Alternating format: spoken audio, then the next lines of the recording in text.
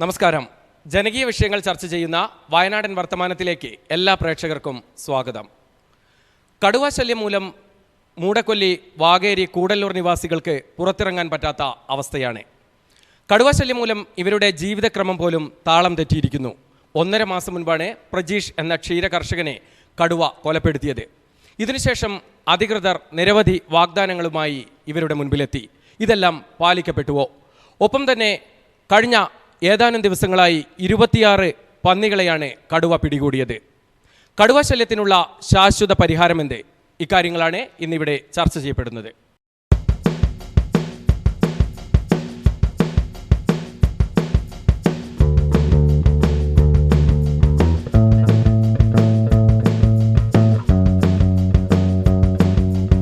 ഈ ചർച്ചയിൽ പങ്കെടുക്കുന്നത് LDF-നെ പ്രതിനിധീകരിച്ച് ശ്രീ AV ജയൻ, UDF-നെ പ്രതിനിധീകരിച്ച് സിജോ വാഗേരി, BJP-യെ പ്രതിനിധീകരിച്ച് ശ്രീ ഷിബി, ഒപ്പം തന്നെ കടുവ കൊലപ്പെടുത്തിയ പ്രജീഷിൻ്റെ സഹോദരൻ മജീഷും ഈ ചർച്ചയിൽ പങ്കെടുക്കുന്നു. 4 പേർക്കും നമസ്കാരം. മജീഷ്, ഞാൻ ഇവിടുത്തെ പൊതുവേ ഉള്ള ഒരു കാര്യമാണ് തുടക്കത്തിൽ തന്നെ പറഞ്ഞത്. അത് പറയേണ്ട ആവശ്യമില്ല, നിങ്ങളൊക്കെ തന്നെ ഇവിടുത്തെ നാട്ടുകാരാണ്. ഈ ഒരു സംഭവത്തിന് ശേഷം ഈ വാകേരി, മൂടക്കൊല്ലി പ്രദേശത്തിൻ്റെ പൊതുവേ ഉള്ള ഒരു അവസ്ഥ എന്താണ്? ഇപ്പോഴും കടുവ ശല്യം ഇവിടെ രൂക്ഷമാണോ? എന്ന് തന്നെ വരുന്നുണ്ടല്ലോ ഇവിടെ കടുവ. ഇപ്പോൾ നമ്മൾ ശ്രീനേഷേട്ടൻ്റെ അവരുടെ ഫാമിൽ കടുവ ഇറങ്ങി പിടിക്കുന്നുണ്ട്. പിന്നെ കരടീനെ ശല്യം വരുന്നുണ്ട് ഇവിടെ. സംഭവം എല്ലാ ദിവസവും ഉണ്ട് ഇവിടെ. ഈ ഒരു പ്രജീഷിൻ്റെ ആ ഒരു ദുഃഖകരമായ സംഭവം, ആ ഒരു ദുഃഖത്തിൽ ഞങ്ങളൊക്കെ തന്നെ പങ്കുചേരുകയാണ്. ഈ ഒരു വിഷയത്തിന് ശേഷം ഇത്തരത്തിൽ നിരവധി വാഗ്ദാനങ്ങൾ നൽകുകയുണ്ടായി. ഈ വന്യമൃഗശല്യം പരിഹരിക്കുന്നതിന് ആ കടുവയെ പിടിച്ചു കൊണ്ടുപോയി തൃശ്ശൂരിലേക്ക് കൊണ്ടുപോയി. അതിനുശേഷം ആദ്യം ഉണ്ടായതിനേക്കാൾ കടുവ ശല്യം ഇവിടെ രൂക്ഷമാണോ? എന്താണ് ഈ നാട്ടിലെ പൊതുവേ ഉള്ള ഒരു അവസ്ഥ എന്താണ്? കടുവ ശല്യം രൂക്ഷം തന്നെയാണ്, കുറഞ്ഞിട്ടൊന്നുമില്ല. പക്ഷെ അതല്ല, വേറെ കടുവകളാണ് ഇപ്പോൾ ഇറങ്ങുന്നതെന്ന് തോന്നുന്നു. സിജോ വാഗേരി, UDF പ്രതിനിധി, എന്താണ് നിങ്ങളുടെ നാട്ടിലുള്ള ഒരു പൊതു അവസ്ഥ എന്താണ്? വാകേരി പ്രദേശമെന്ന് പറയുന്നത് കുടിയേറ്റ കർഷകർ തിങ്ങി നിൽക്കുന്ന ഒരു പ്രദേശമാണ്. അതുമാത്രമല്ല ട്രൈബൽ ഏരിയ കൂടിയാണ്. നമുക്കറിയാം, ഈ പ്രദേശം കുറേ നാളുകളായി വന്യമൃഗങ്ങളുടെ ആക്രമണം അതിരൂക്ഷമായി കൊണ്ടിരിക്കുന്നൊരു സാഹചര്യത്തിലൂടെ ഇപ്പോൾ കടന്നുപോയിക്കൊണ്ടിരിക്കുക.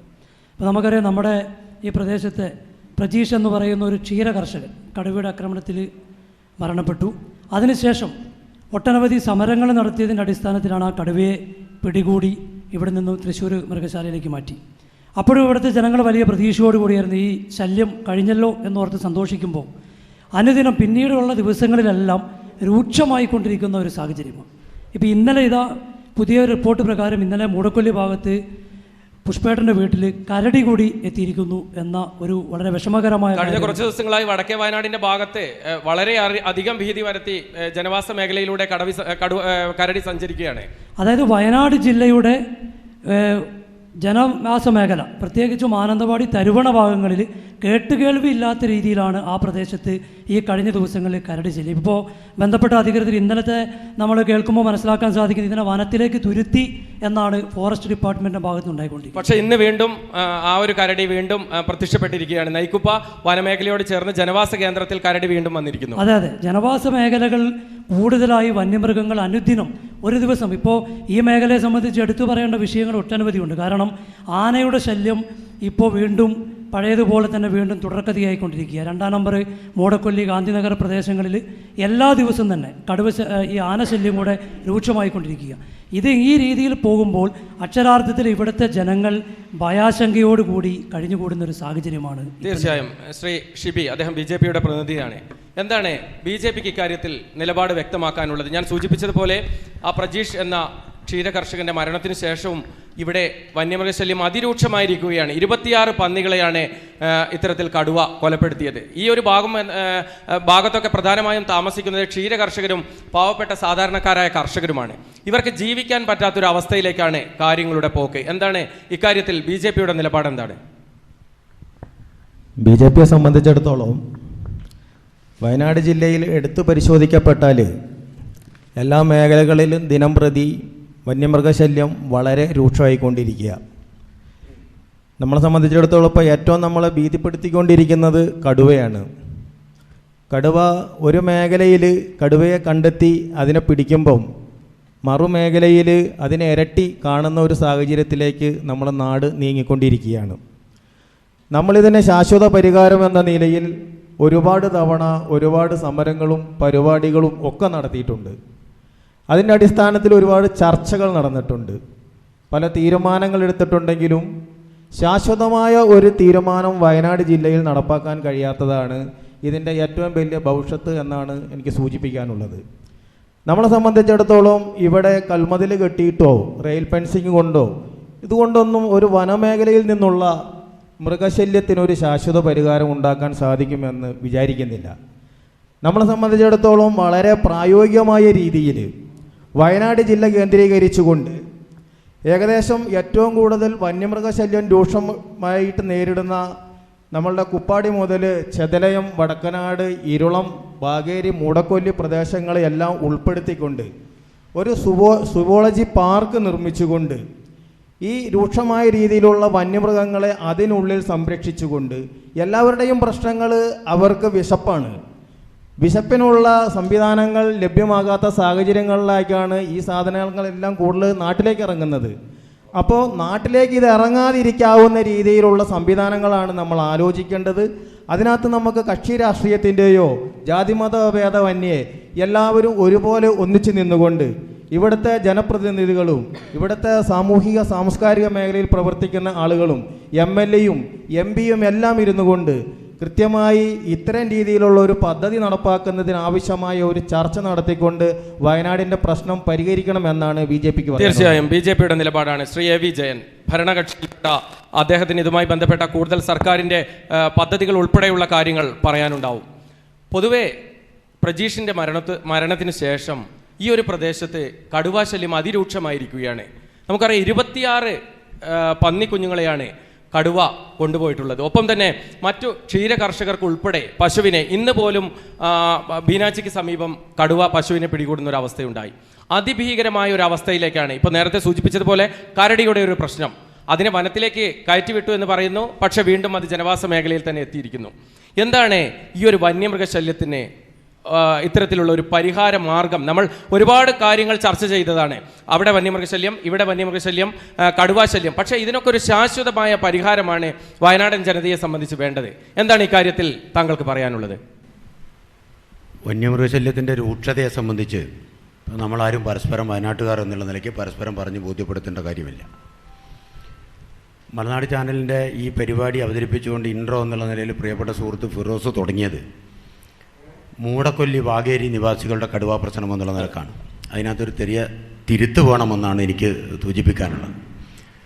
മൂടക്കൊല്ലി വാഗേരി നിവാസികൾ എന്ന് പറയുന്നതിനപ്പുറത്തേക്ക് വയനാട് പൊതുവെ അതിരൂക്ഷമായിട്ടുള്ള വന്യമൃഗശല്യവും പ്രത്യേകിച്ച് എടുത്തു പറയേണ്ട രൂപത്തിൽ കടുവാശല്യവും ഉണ്ടായിട്ടുണ്ട്. ഞങ്ങൾ മറ്റു ഭാഗങ്ങളിലുള്ള കാര്യങ്ങളൊക്കെ ചർച്ച ചെയ്തിട്ടുണ്ട്.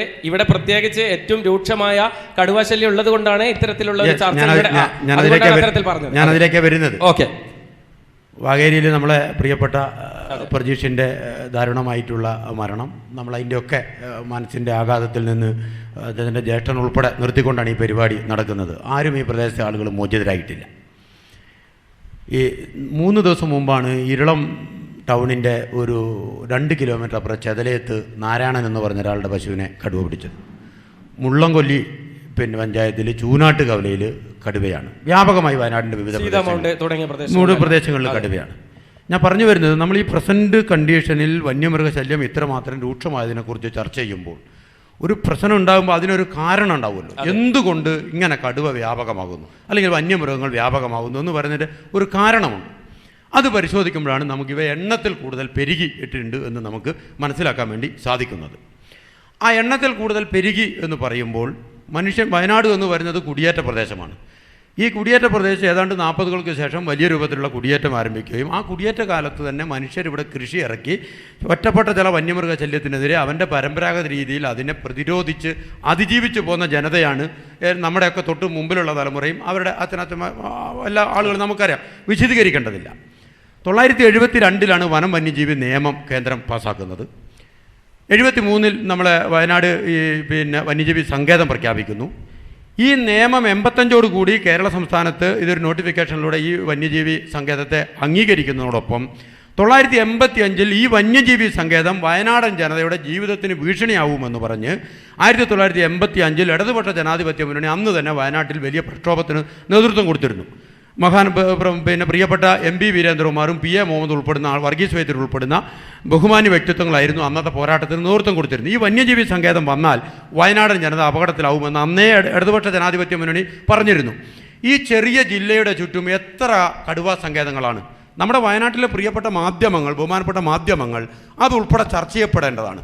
വയനാട് എന്ന് പറയുന്ന ഈ കൊച്ചു ജില്ല 23 ഗ്രാമപഞ്ചായത്ത്, 3 മുനിസിപ്പാലിറ്റി, 3 താലൂക്ക്, 8 ലക്ഷം ജനങ്ങൾ, അതിനകത്ത് 1.5 ലക്ഷത്തിലധികം വരുന്ന ആദിവാസി സഹോദരങ്ങൾ, അതിൽ തന്നെ 344.4 ചതുരശ്ര കിലോമീറ്റർ വയനാട് വന്യജീവി സങ്കേതമാണ്. ബാക്കി സ്ഥലത്താണ് മനുഷ്യർ താമസിക്കുന്നത്.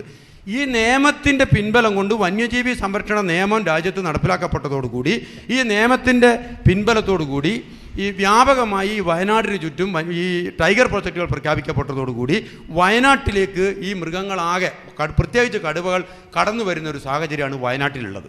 ഈ സാഹചര്യത്തെ അതിജീവിക്കുന്നതിന് വേണ്ടി കേന്ദ്ര ഗവൺമെൻറ് നിയമത്തിനകത്ത് ഭേദഗതി കൊണ്ടുവന്ന് ഇവിടെ എണ്ണത്തിൽ കൂടുതലുള്ള കടുവകളെ ഇവിടെ നിന്ന് പിടിച്ചുകൊണ്ടു പോകാതെ കേവലം മൂടക്കൊല്ലിയിലെ 3.5 കിലോമീറ്റർ കൽമതിൽ തീർത്തത് കൊണ്ടോ, അനിവാര്യമാണ് കൽമതിൽ തീർക്കണമെന്ന കാര്യത്തിൽ ഒരു വ്യത്യസ്ത അഭിപ്രായമില്ല. അതിൻ്റെ നടപടികൾ ഏതാണ്ട് ഫണ്ടൊക്കെ അനുഭവിച്ചു എന്നുള്ള നിലക്കാണ് നമ്മളൊക്കെ മനസ്സിലാക്കുന്നത്.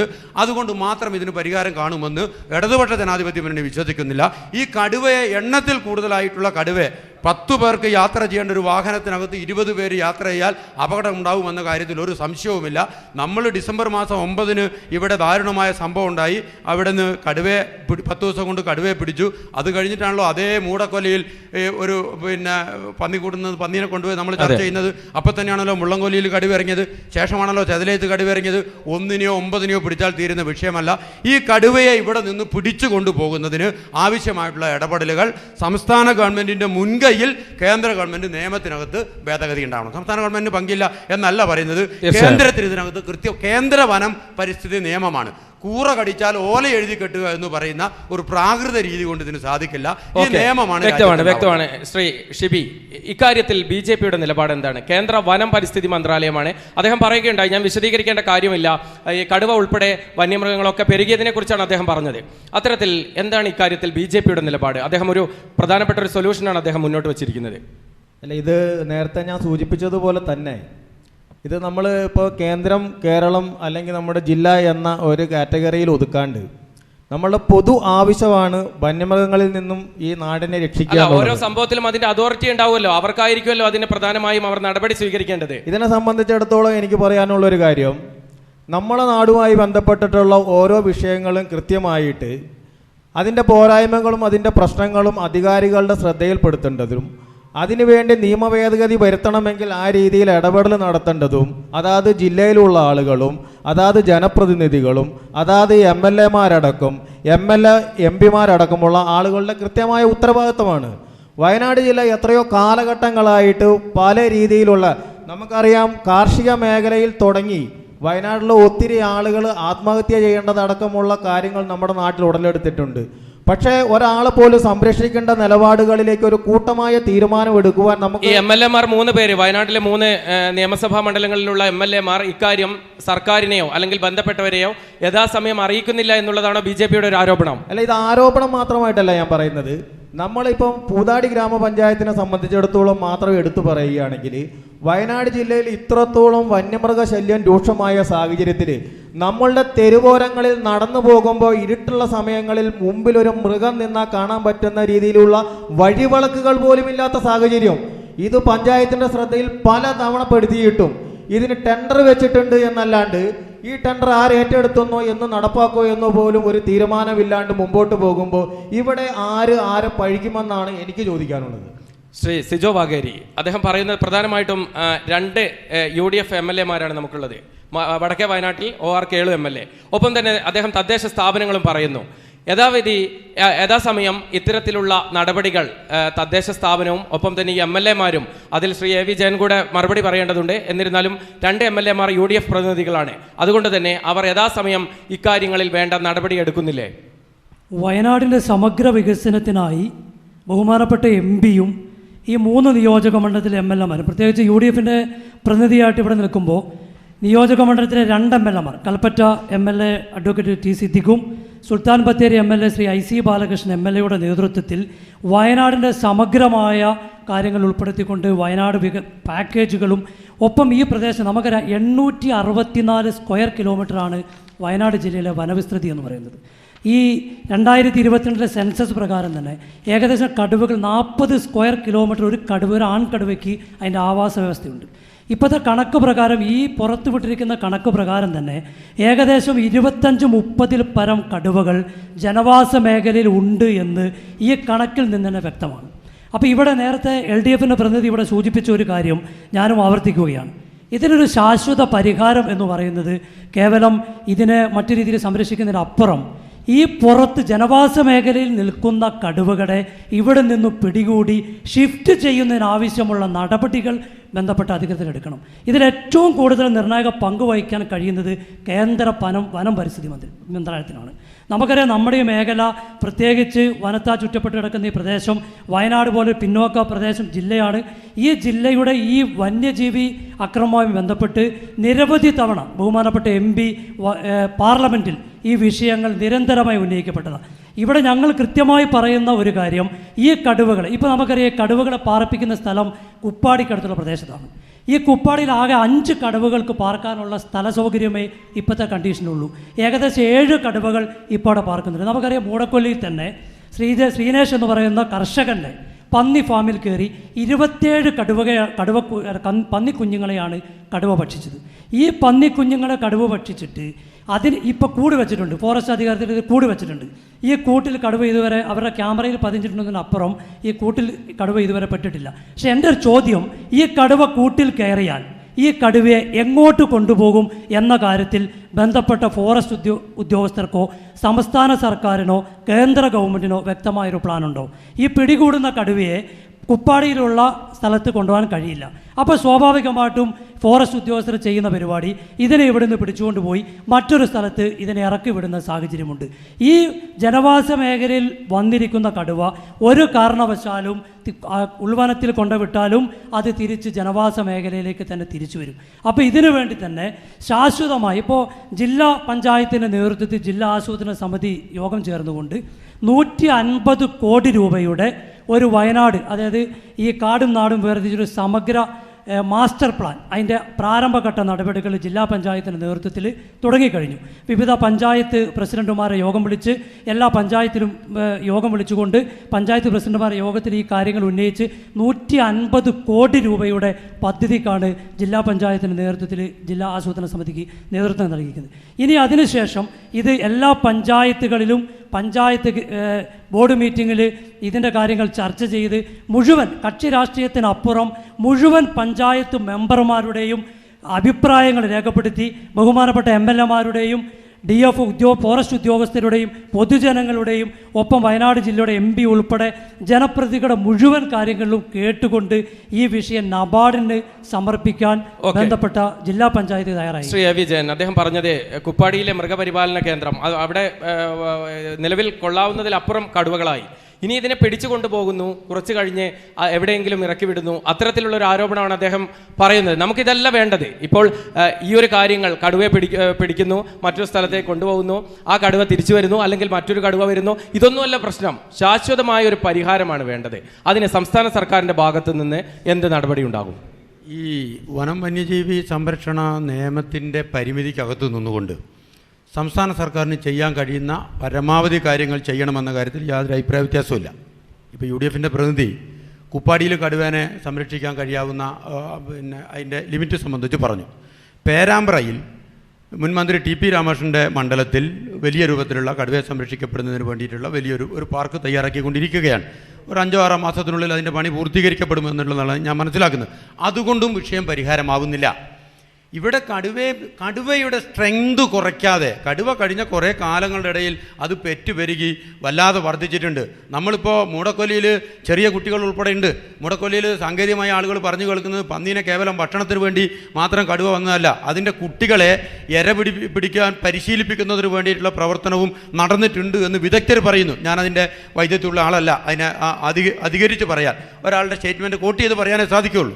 എന്നാൽ പോലും അവിടുത്തെ ഒരു ലക്ഷണങ്ങളൊക്കെ അതാണ് കാണിക്കുന്നത്. ചെറിയ കുട്ടികളെ ഉൾപ്പെടെ കടുവ കുട്ടികളെ പരിശീലിപ്പിക്കുകയാണ് എന്ന് പറഞ്ഞാൽ ഇവിടെ ഇവരുടെ ഫോറസ്റ്റ് ഡിപ്പാർട്ട്മെൻറ്റിൻ്റെ സെൻസസിൻ്റെ ഒക്കെ അപ്പുറത്തേക്കുള്ള കടുവകൾ ഈ നാട്ടിലുണ്ട്. അതിൻ്റെ എണ്ണം കുറയ്ക്കണമെങ്കിൽ ഇതിനെ ഇവിടെ നിന്ന് പിടിച്ചുകൊണ്ട് പോകണമെങ്കിൽ 2005 UDFിൻ്റെ പ്രതിനിധി സൂചിപ്പിച്ചതുപോലെ അല്ല കാര്യങ്ങൾ. കുറച്ചും കൂടി ഗൗരവത്തിൽ വിഷയങ്ങളെ പഠിക്കാൻ വേണ്ടി സാധിക്കണം. 2005 ഒന്നാം UPA ഗവൺമെൻറ് മൻമോഹൻ സിംഗ് രാജ്യം ഭരിച്ചുകൊണ്ടിരുന്ന സമയത്താണ് ഇതിൻ്റെ SOP തയ്യാറാക്കുന്നത്. നിയമം 73 വന്നാലും NTCAൻ്റെ നാഷണൽ ടൈഗർ കൺസർവേഷൻ അതോറിറ്റി രൂപീകരിക്കപ്പെടുന്നതും അതിൻ്റെ SOP തയ്യാറാക്കുന്നതൊക്കെ മൻമോഹൻ സിംഗിൻ്റെ കാലത്താണ്. ആ കാലത്ത് തയ്യാറാക്കുമ്പോൾ പരിസ്ഥിതി വകുപ്പ് മന്ത്രി ജയറാം രമേശാണ്. അദ്ദേഹം ഇന്ത്യ കണ്ട ഏറ്റവും വലിയ കേവല പരിസ്ഥിതിവാദിയാണ്. ഇതിന് ഇവർ മറുപടി പറയേണ്ടതല്ലേ? കേവല പരിസ്ഥിതിവാദവും ഈ ജനങ്ങൾ ജീവിക്കുന്ന സാമാന്യ പരിസ്ഥിതിവാദവും തമ്മിൽ ചർച്ച ചെയ്യപ്പെടേണ്ടതായിട്ടുണ്ട്. നമ്മൾ എത്ര പേര് മനസ്സിലാക്കിയിട്ടുണ്ട്? 3 മാസം മുമ്പ് ഇതിനകത്തൊരു അമെൻമെൻറ്റ് നടന്നു. വന്യജീവി നിയമത്തിനകത്തൊരു അമെൻമെൻറ്റ് നടന്നു. അതിനുവേണ്ടി പാർലമെൻ്ററി കമ്മിറ്റി രൂപീകരിച്ചു. ആ കമ്മിറ്റിയുടെ ചെയർമാൻ ഇതേ ജയറാം രമേശാണ്. അദ്ദേഹം വലിയ പരിസ്ഥിതിവാദിയാണ്. കുരങ്ങിനെ ഷെഡ്യൂൾ 1 ഉൾപ്പെടുത്തിയെന്ന് നമ്മൾ എത്ര പേര് മനസ്സിലാക്കിയിട്ടുണ്ട്?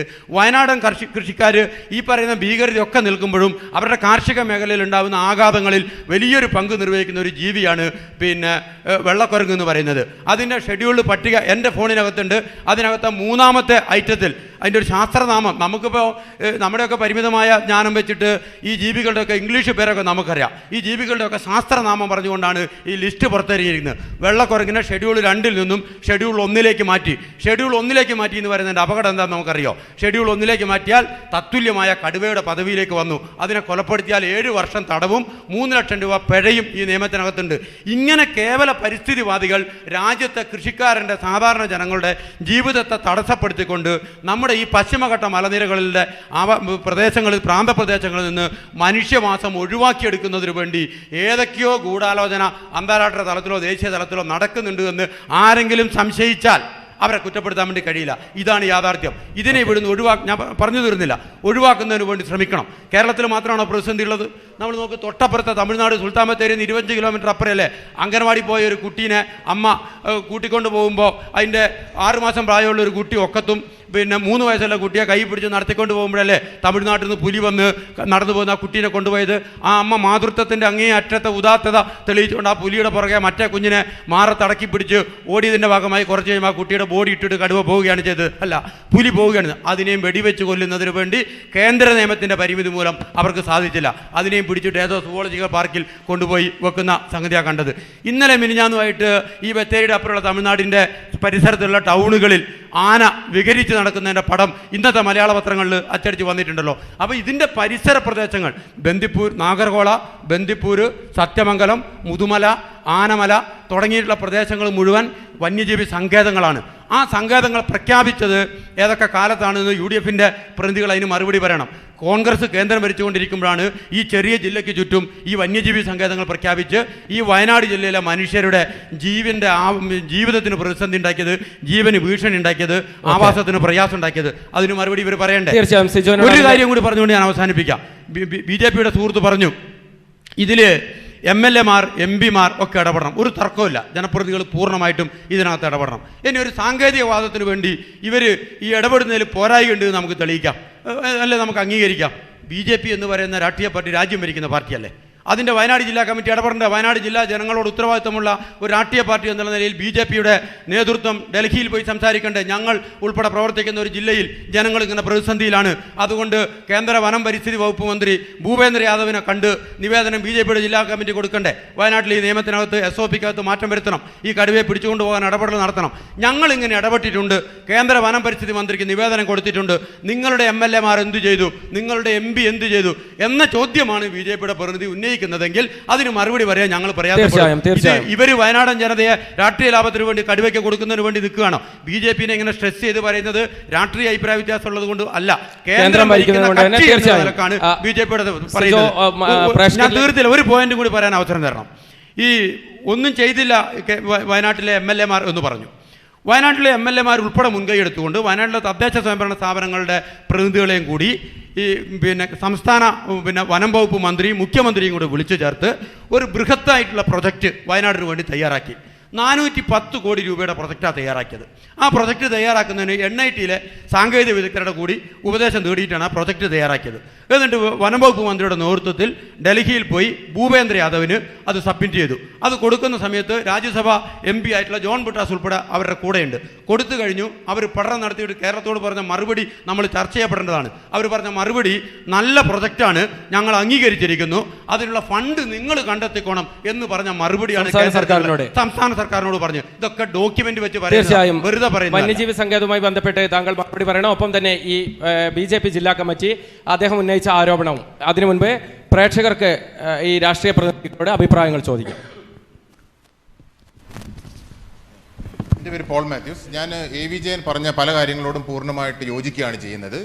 കടുവകളുടെ എണ്ണം ഇവിടെ പെരുകിയെന്നും അതുകൊണ്ട് തന്നെ ഇവിടുത്തെ കടുവകളെ മറ്റ് സ്ഥലത്തേക്ക് പിടിച്ച് മാറ്റണം എന്നുള്ളതിനെ പൂർണ്ണമായിട്ട് പറയുന്നത് ഞങ്ങൾ കുറേ കാലം മുമ്പ് പറഞ്ഞാണ്. പക്ഷേ ഒരു കാര്യം ഞാനതിൽ ഓർപ്പിക്കാനുള്ളത്, ഇപ്പോൾ വയനാട്ടിലെ കടുവകളെ മറ്റ് സംസ്ഥാനങ്ങളിലേക്ക് പിടിച്ചു മാറ്റുന്നതിന് യാതൊരു നിയമ തടസ്സവുമില്ല. അതിൻ്റെ തന്നെ ഒരു SOP ഉണ്ട്. SOP for translocation of tigers എന്നാണ് ആ SOPക്ക് പറയുന്നത്. ആ SOP പ്രകാരം BRT ഹിൽസ് എന്ന് പറയുന്ന സ്ഥലത്ത്, വയനാട്ടിനേക്കാൾ കടുവ സാന്ദ്രത കുറവുള്ള BRT ഹിൽസ് എന്ന് പറയുന്ന സ്ഥലത്ത് നിന്ന് കടുവകളെ മാറ്റാം എന്നതിലുണ്ട്. പിന്നെ അത് തന്നെയല്ല, കഴിഞ്ഞ വർഷത്തെ അമെൻമെൻറ്റ് പ്രകാരം അതിൻ്റെ 12B സ്കെഡ്യൂൾ പ്രകാരം സയൻറ്റിഫിക് മാനേജ്മെൻറ്റ് എന്ന നിലയിൽ വൈൽഡ് ലൈഫ് പ്രൊട്ടക്ഷൻ ആക്ട് യാതൊരു മോഡിഫിക്കേഷനും കൂടാതെ തന്നെ വയനാട്ടിലെ കടുവകളെ മറ്റ് സംസ്ഥാനങ്ങളിലേക്ക് പിടിച്ചു മാറ്റുന്നതിന് യാതൊരു നിയമ തടസ്സവുമില്ല. തന്നെയുമല്ല, ഈ വിഷയം MP-മാർ ഭൂപേന്ദ്ര യാദവിനോട് പാർലമെൻറ്റിൽ ചോദിച്ചപ്പോൾ അവിടുന്ന് കിട്ടിയ മറുപടി എന്ന് പറയുന്നത് വയനാട്ടിലെ കടുവകളെ മറ്റ് സംസ്ഥാനങ്ങളിലേക്ക് പിടിച്ചു മാറ്റാൻ സംസ്ഥാന സർക്കാരിൻ്റെ യാതൊരു പ്രപ്പോസലും പോയിട്ടില്ല എന്നുള്ളതാണ്. അപ്പോൾ അതിനെപ്പറ്റി എനിക്ക് ശ്രീ ജയനോട് പറയാനുള്ളത് എന്താണെന്ന് വെച്ചാൽ, നമ്മുടെ വയനാട് എപ്പോഴും കടപ്പെട്ടിരിക്കുന്ന ഒരു മുഖ്യമന്ത്രിയാണ് ശ്രീ പിണറായി വിജയൻ. കാരണം വയനാട് കടുവ സങ്കേതം ഡിക്ലെയർ ചെയ്യാനുള്ള ഒരു proposal state board of wild life വന്നപ്പോൾ ശ്രീ പിണറായി വിജയൻ അതിനെ എതിർത്തുകൊണ്ട് മാത്രമാണ് നമ്മുടെ ഇവിടെ ഒരു കടുവ സങ്കേതം ആവാതെ വന്നിരുന്നത്. അപ്പോൾ അതുകൊണ്ട് കടപ്പെട്ടിരിക്കും. അപ്പോൾ അത് ശ്രീ ജയനോട് പറയാനുള്ളത്, നിങ്ങൾ ചെന്ന് മുഖ്യമന്ത്രിയെ കണ്ട് ഇതിൻ്റെ ഒരു ആഘാതത്തെക്കുറിച്ച് കൃത്യമാക്കി മനസ്സിലാക്കി കേന്ദ്ര വനം പരിസ്ഥിതി മന്ത്രാലയത്തോട് ചോദിച്ചു കഴിഞ്ഞാൽ ഇപ്പോഴത്തെ നിയമവ്യവസ്ഥ ഉപയോഗിച്ച് തന്നെ നിങ്ങൾക്ക് കടുവകളെ ട്രാൻസ്ലൊക്കേറ്റ് ചെയ്യാൻ പറ്റും. അത് ഒരു ഇടക്കാല ആശ്വാസമായിട്ടാണ് ഞാൻ കരുതുന്നത്. പക്ഷെ അത് പോരാ. ഈ ട്രാൻസ്ലൊക്കേറ്റ് ചെയ്താലും അതിനൊരു പരിധികളുണ്ട്. വനത്തിനകത്ത് കടുവകളെ പിടിക്കുന്നതിനൊരു പരിധികളുണ്ട്. അതിന് തന്നെ നമ്മളുടെ നിയമങ്ങൾ ഒരുപാട് മാറ്റേണ്ടതുണ്ട്. ഉദാഹരണത്തിന്, വനത്തിന് പുറത്ത് വരുന്ന ജീവികളെ ഏത് രീതിയിൽ പ്രതിരോധിക്കാനുള്ള അവകാശം കർഷകർക്ക് കൊടുത്തിരിക്കണം. പരിഷ്കൃത സമൂഹം അതാണ് ചെയ്യുന്നത്. യൂറോപ്യൻ രാജ്യങ്ങളിലും അമേരിക്ക പോലെയുള്ള രാജ്യങ്ങളിലും വനത്തിന് പുറത്ത് വന്യജീവികൾക്ക് സംരക്ഷണം വനത്തിനകത്താണ്, പുറത്തല്ല. പുറത്ത് വന്നാൽ കർഷകന് പ്രതിരോധിക്കാനുള്ള എല്ലാ അവസരവും കർഷകന് കൊടുക്കണം.